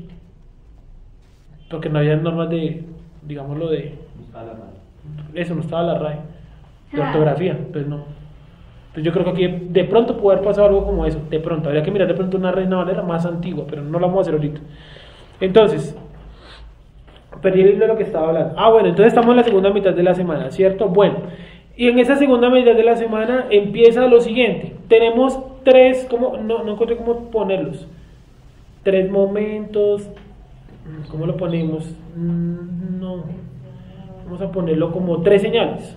Sí, 3 señales. 3 señales, que son los 7 sellos, las 7 trompetas y las 7 copas. Coloquémoslo así, 3 señales por ahora. 3 señales. La primera señal es 7 sellos. ¿Apocalipsis qué? No, ya lo vamos a ir porque está regado por todo Apocalipsis. 7 trompetas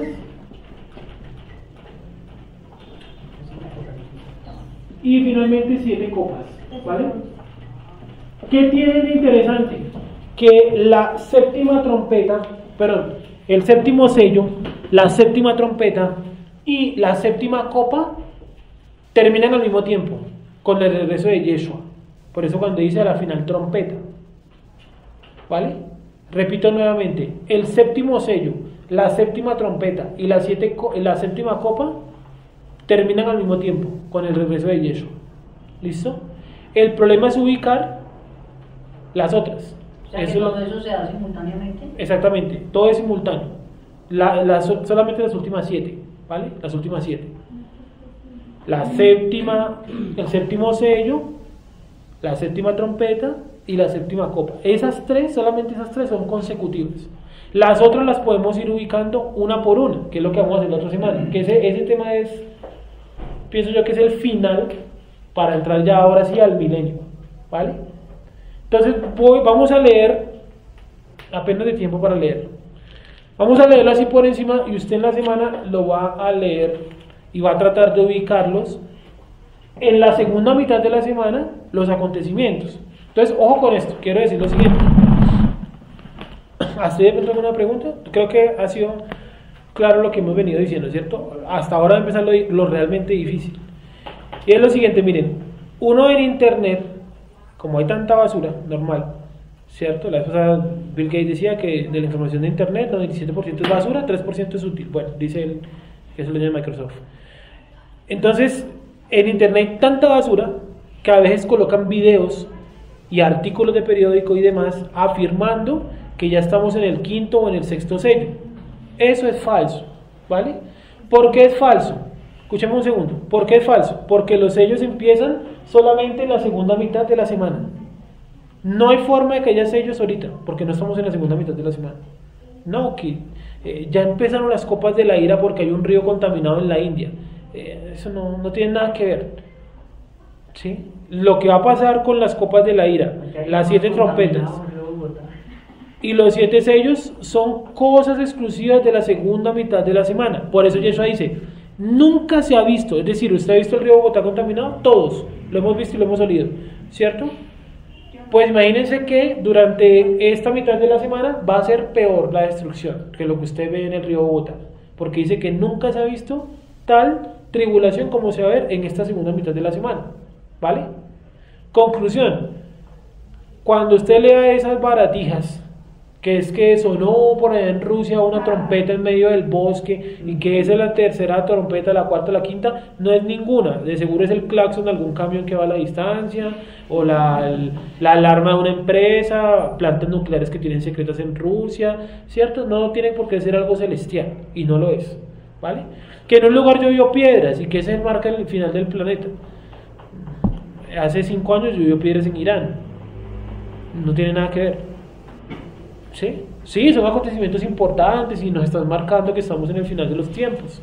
Pero Yeshua también lo dijo, este es el último tiempo, sin tanto misterio. ¿Sí? Pablo también lo dice, vosotros sabéis, hermanos, que estamos ¿qué? En el último tiempo. Entonces nosotros no le pongamos misterio porque encontraron, porque aprobaron el matrimonio igualitario por ahí en Dinamarca. Es algo que va a pasar, no porque estemos de acuerdo, sino porque la sociedad tiene que ir en degeneración. Sí, tiene que ir en degeneración, entonces no nos tiene que sorprender ni tomar desprevenidos, no, nada por el estilo. Simplemente son cosas que tienen que pasar para el regreso de Yeshua, ¿vale? Entonces, primero que todo, entendamos una cosa, el libro de Apocalipsis no es algo cronológico, o sea, no quiere decir que lo que usted está leyendo vaya a pasar después de lo que usted leyó. O sea, el capítulo 11 no necesariamente va después del 10. ¿Dónde lo miramos eso la vez pasada? En el libro de Daniel. Que el tipo que compiló el libro de Daniel, lo compiló, seguro como encontró las hojas, así mismo lo armó. Pero hemos dicho que el libro de Daniel, por ejemplo, menciona primero un rey y después menciona a otro. Y resulta que cuando estaba este rey en el poder, el otro ni siquiera había nacido, el anterior. Entonces, ¿qué muestra eso? Un error a la hora de concatenar la información. Lo mismo pudo haber sucedido en el libro de Apocalipsis, un desorden de información, o simplemente el tipo que vio la profecía iba describiendo lo que él iba viendo, no necesariamente porque sea algo lineal. Cuando usted se sueña algo, no quiere decir que eso vaya a suceder lineal como usted se lo soñó. No, que yo me soñé, por ejemplo, hace poco yo me soñé con mi abuelo fallecido, y eso no quiere decir que hoy vaya a volver a la vida. Eso no tiene sentido. ¿Sí? Entonces lo mismo, lo que está viendo en la profecía, en la visión, no es cronológico, no es consecutivo una cosa de la otra, ¿vale? Teniendo eso claro, y que usted obviamente y yo no nos vamos a dejar asustar ni meter cuento de que ya estamos en la séptima trompeta, que como el petróleo se está acabando en Arabia Saudita, que eso es cuento que no se está acabando. Digo, eso es lo que colocan en esos portales cristianos de medio pelo. Sí, porque esa es la verdad. Coloca una información totalmente tonta, que porque la ONU mandó a colocar unos chips, que esa es la marca del anticristo, no te la dejes colocar. No, porque esta es la marca del anticristo, ¿quién la trae? El falso profeta. No la trae la ONU, ni la trae ahora, porque es que falta el anticristo para la marca de él. Sí, o sea, coloquemos la información como en un contexto lógico, y lo que estamos observando en el planeta, coloquémoslo en un contexto, ¿cómo les digo yo? Histórico, mundial, organizado, que podamos saber qué cosa va después, ¿sí? ¿Listo?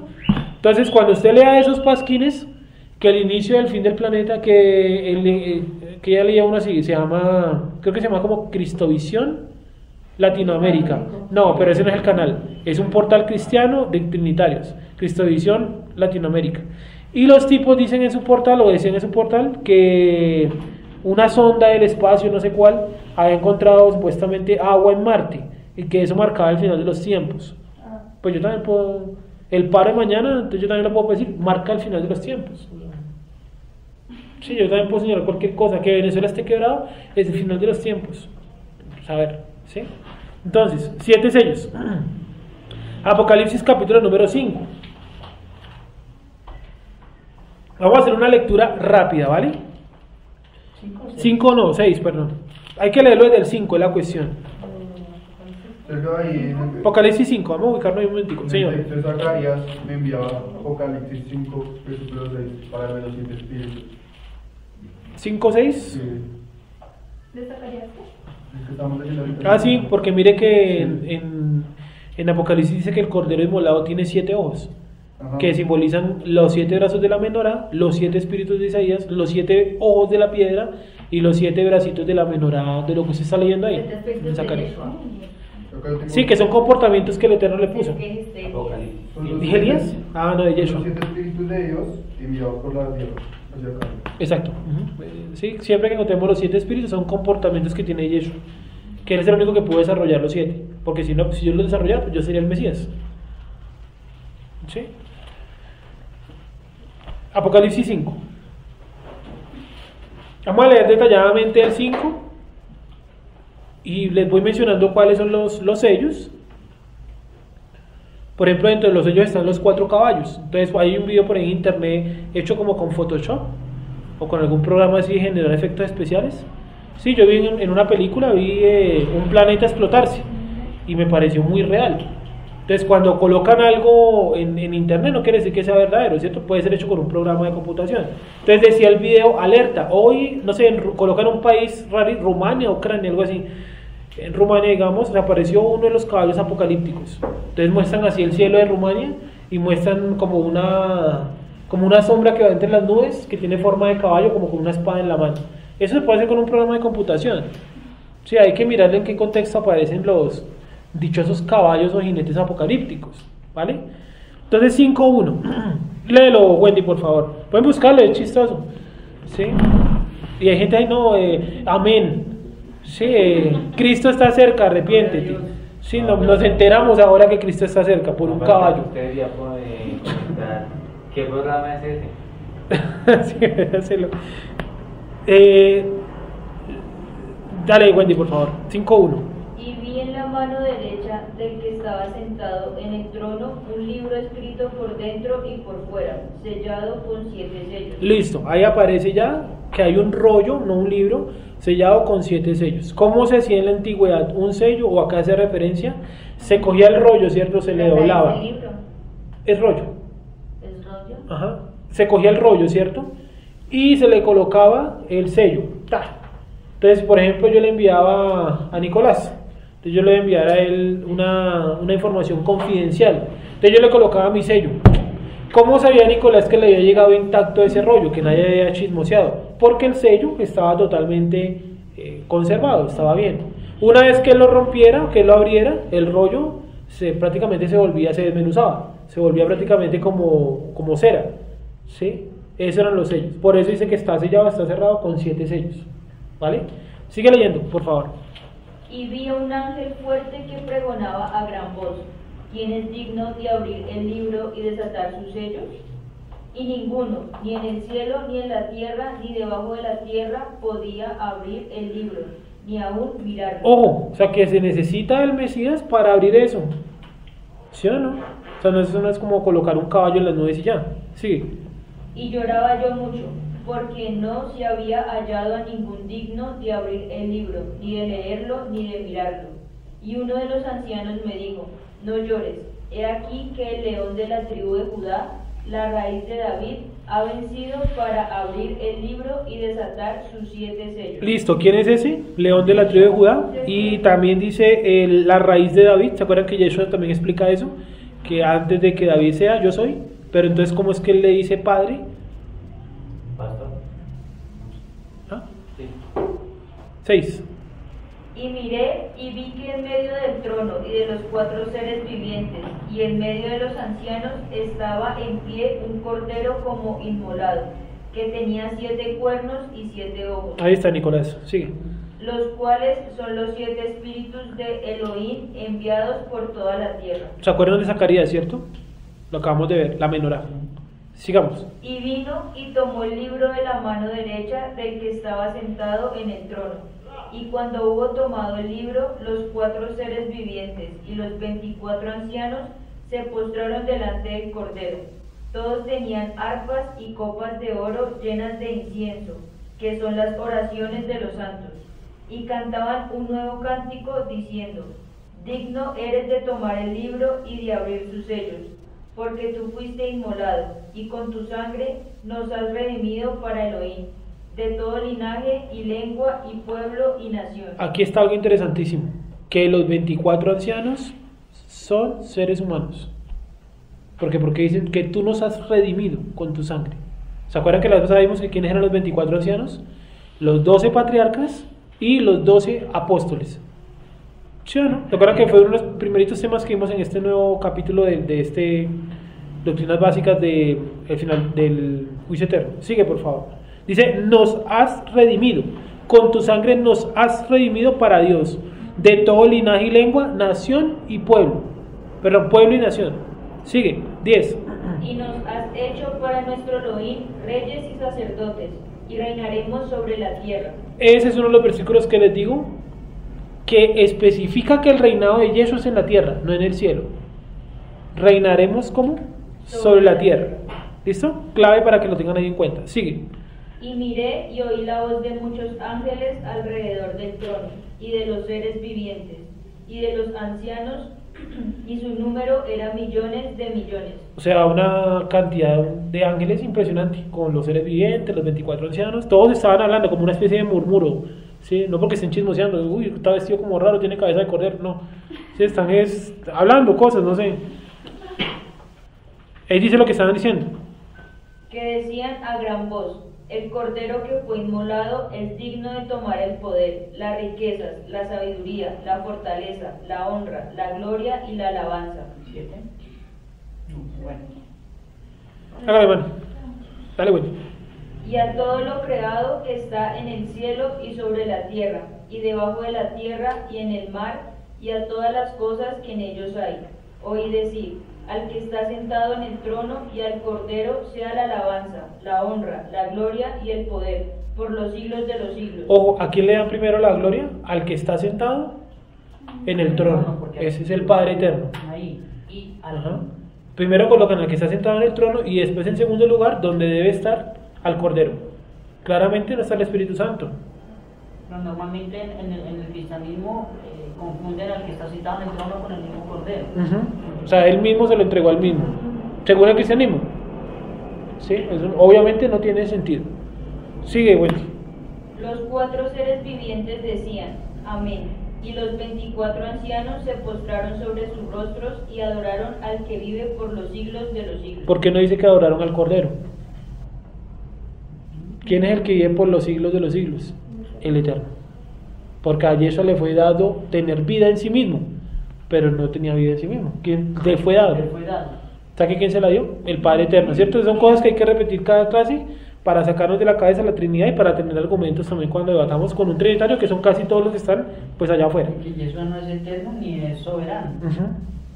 Y acuérdense que la adoración va primero al que está sentado en el trono y luego al Cordero. 6:1. Vi cuando el Cordero abrió uno de los sellos, y oí a uno de los 4 seres vivientes decir como con voz de trueno: ven y mira. Y miré, y he aquí un caballo blanco, y el que lo montaba tenía un arco, y le fue dada una corona, y salió venciendo y para vencer. Salió con fuerza, con ímpetu, ¿cierto? ¿Qué simboliza un caballo blanco con un tipo encima que tiene un arco? ¿Alguien sabe? ¿Alguien ha escuchado algo sobre batallas antiguas y eso? Creo que es como el anticristo tratando de imitar a Yeshua. Bueno, esa es como la interpretación que le da casi todo el mundo, pero se les escapa algo, y es que en las guerras antiguas, antes de empezar una guerra, se mandaba primero a un tipo con un arco, no con una espada. ¿Por qué con un arco? Porque él era el encargado de mirar dónde estaba el otro ejército, ¿cierto? Como él miraba a la distancia, ¿él para qué se iba a ir con una espada? ¿A lanzar la espada o qué? Él se iba con un arco. O sea, cuando se coloca una persona sobre un caballo con un arco es porque él está avisando que viene ¿qué? Que viene guerra. ¿Cómo así? O sea, él lanzaba el arco y avisaba... No, él se iba con esa arma, porque él era el primero que iba a mirar dónde estaba el otro ejército. Entonces cuando el otro ejército veía al man que venía con el arco, decían, ya se viene la guerra, porque ya enviaron al espía. El tipo no portaba una espada porque es ilógico. Si él quiere defenderse de un ejército que está a la distancia, no se va a llevar una espada, va a llevarse un arco para disparar de lejos. Ese es algo como tradicional, perdón, era algo tradicional en las guerras de la antigüedad. ¿Listo? Casi todo el mundo le da la interpretación que es el anticristo. Y no, porque están ignorando el concepto de las guerras antiguas, donde se mandaba ese tipo antes de la batalla. Sí, por ejemplo, les coloco un ejemplo chistoso. Aquí en Boyacá, como todavía era una guerra, pues, digámoslo, con espadas y eso, ¿no? Mandaron a un tipo con esa función contra los españoles. Sí, el tipo fue y reconoció y no los vio. Y se devolvió. Sí, le dijo a Simón Bolívar, no, ya no hay como ejército, no se ve nadie por ahí, mejor dicho. Los españoles estaban todos escondidos, casi pecho tierra con el pantano. Mandan a otro tipo, que eso es como una leyenda histórica y toda la verdad, un venezolano. ¿Sí? Y el tipo tuvo la astucia de meterse más allá hasta donde fue el otro, a mirar. Sí, efectivamente vio a los españoles pecho en tierra. Y se volvió hasta donde Simón Bolívar. Los españoles pues también obviamente lo vieron, ¿no? Entonces ese personaje es clave, porque él es el que va a marcar el contacto de la batalla final entre españoles y, ¿cómo le llamamos? Independentistas, bolivarianos, digámoslo así. Sí, criollos, gracias, esa es la palabra, criollos. Sí, bolivarianos, venezolanos todos. Sí, entonces eso es algo tradicional en las guerras de la antigüedad. Un tipo que va a mirar dónde está el otro ejército, ¿vale? En el cine esa imagen es muy vista. Sí. En ese tipo de guerras. Creo que en la... persona y En la de como que Colombia. hace así, En la película de cuando lo matan. Ah, sí, que no... Que eso- va y se devuelve y la alcanza a matar. Sí, Que lo manda un troyano. Hay una lo historia, matan, hay lo una- matan y lo ven ahí y el man se va a volver y lo matan. Hay una historia, esa sí es una historia griega, donde dice que los griegos sobornaron al tipo que venía a mirar dónde estaban, le pagaron oro y todo, y les va a ir el aviso que nosotros estamos a kilómetros. Y el tipo dijo, no, vienen a kilómetros, y los tipos se acostaron a dormir, y en la noche llegaron los griegos y los mataron a todos. ¿Por qué? Porque sobornaron al tipo que fue a avisar dónde estaba el otro ejército. Entonces es lo mismo, es un tipo que viene a avisar, o que está simbolizando el inicio de una guerra, ¿vale? En Corazón Valiente, lo que se dice en el cine, ¿no? Creo que el tipo también vaya a hacer un recorrido del primero solo. Va y mira dónde vienen los ingleses, y cierto, ellos son escoceses, todo eso. Bueno, sigamos. Vamos a dejarlo hasta ahí, ¿vale? Entonces miren, vamos a leer lo siguiente en casa. Vamos a leer lo de los sellos, que es todo Apocalipsis 6. Pero ¿quién es ese que montó el caballo? No, realmente no lo coloca. Sí, es algo metafórico, es más como ¿cómo te digo yo? La imagen, el símbolo, más que ser una persona en específico. Ahora miren, ¿Cómo puede ser ese aviso? Obviamente no es en un caballo, ¿cómo puede ser el aviso de que es esto, acá lo tengo graficado y todo. que el primer sello se abre justo antes de la mitad de la primera semana, de la semana final, perdón. Porque ¿qué es lo que viene a anunciar la guerra? La abominación desoladora. Entonces hay algo que previo a esta mitad anuncia esa guerra. No sabía exactamente qué señal será, o qué dirá, uy no, ya se viene ahora sí lo de la abominación desoladora. Pero ese sello, por ejemplo, en el gráfico que yo hice acá, está marcado antes de la mitad. Es el único sello que se abre antes de la mitad, porque ahí todavía está esa falsa paz. Por eso es blanco. ¿Listo? Vamos a leer entonces en casa lo siguiente. Anoten ahí para que lean esta semana y van adelantando la lectura. Apocalipsis 6, todo completo. Mejor dicho, capítulos 6, 7, 8 y 9 de Apocalipsis. 6, 7, 8, 9. Y van mirando las concordancias que ponen en Zacarías, en Daniel, en Ezequiel. Principalmente en Ezequiel. ¿Cuáles, perdón? Repito nuevamente, Apocalipsis 6, 7 y 8. Y, por favor, vuelvo y repito, 6, 7, 8 y 9. 6, 7, 8 y 9. Los capítulos de Apocalipsis. 6, 7, 8 y 9. Y el capítulo 16 de Apocalipsis. Los otros ya los hemos leído casi todos ahí, sin hacer mucho énfasis en los números. ¿Listo? Vuelvo y repito, 6, 7, 8, 9 y 16, para que lo lean durante la semana. Y la otra semana, pues que ya lo han leído, ¿cierto? Miramos, aquí está cada uno de los sellos como su representativo y el versículo, las trompetas también y las copas también, y más o menos cómo se desarrollarían en una línea del tiempo así. Sí, qué pasa primero, qué pasa después, y para terminar en el último, que acá está, el séptimo sello, la séptima trompeta y la séptima copa, todas al mismo tiempo, solamente las 7, ¿vale? ¿Listo? ¿Preguntas hasta ahí? ¿No? Bueno, vamos a orar.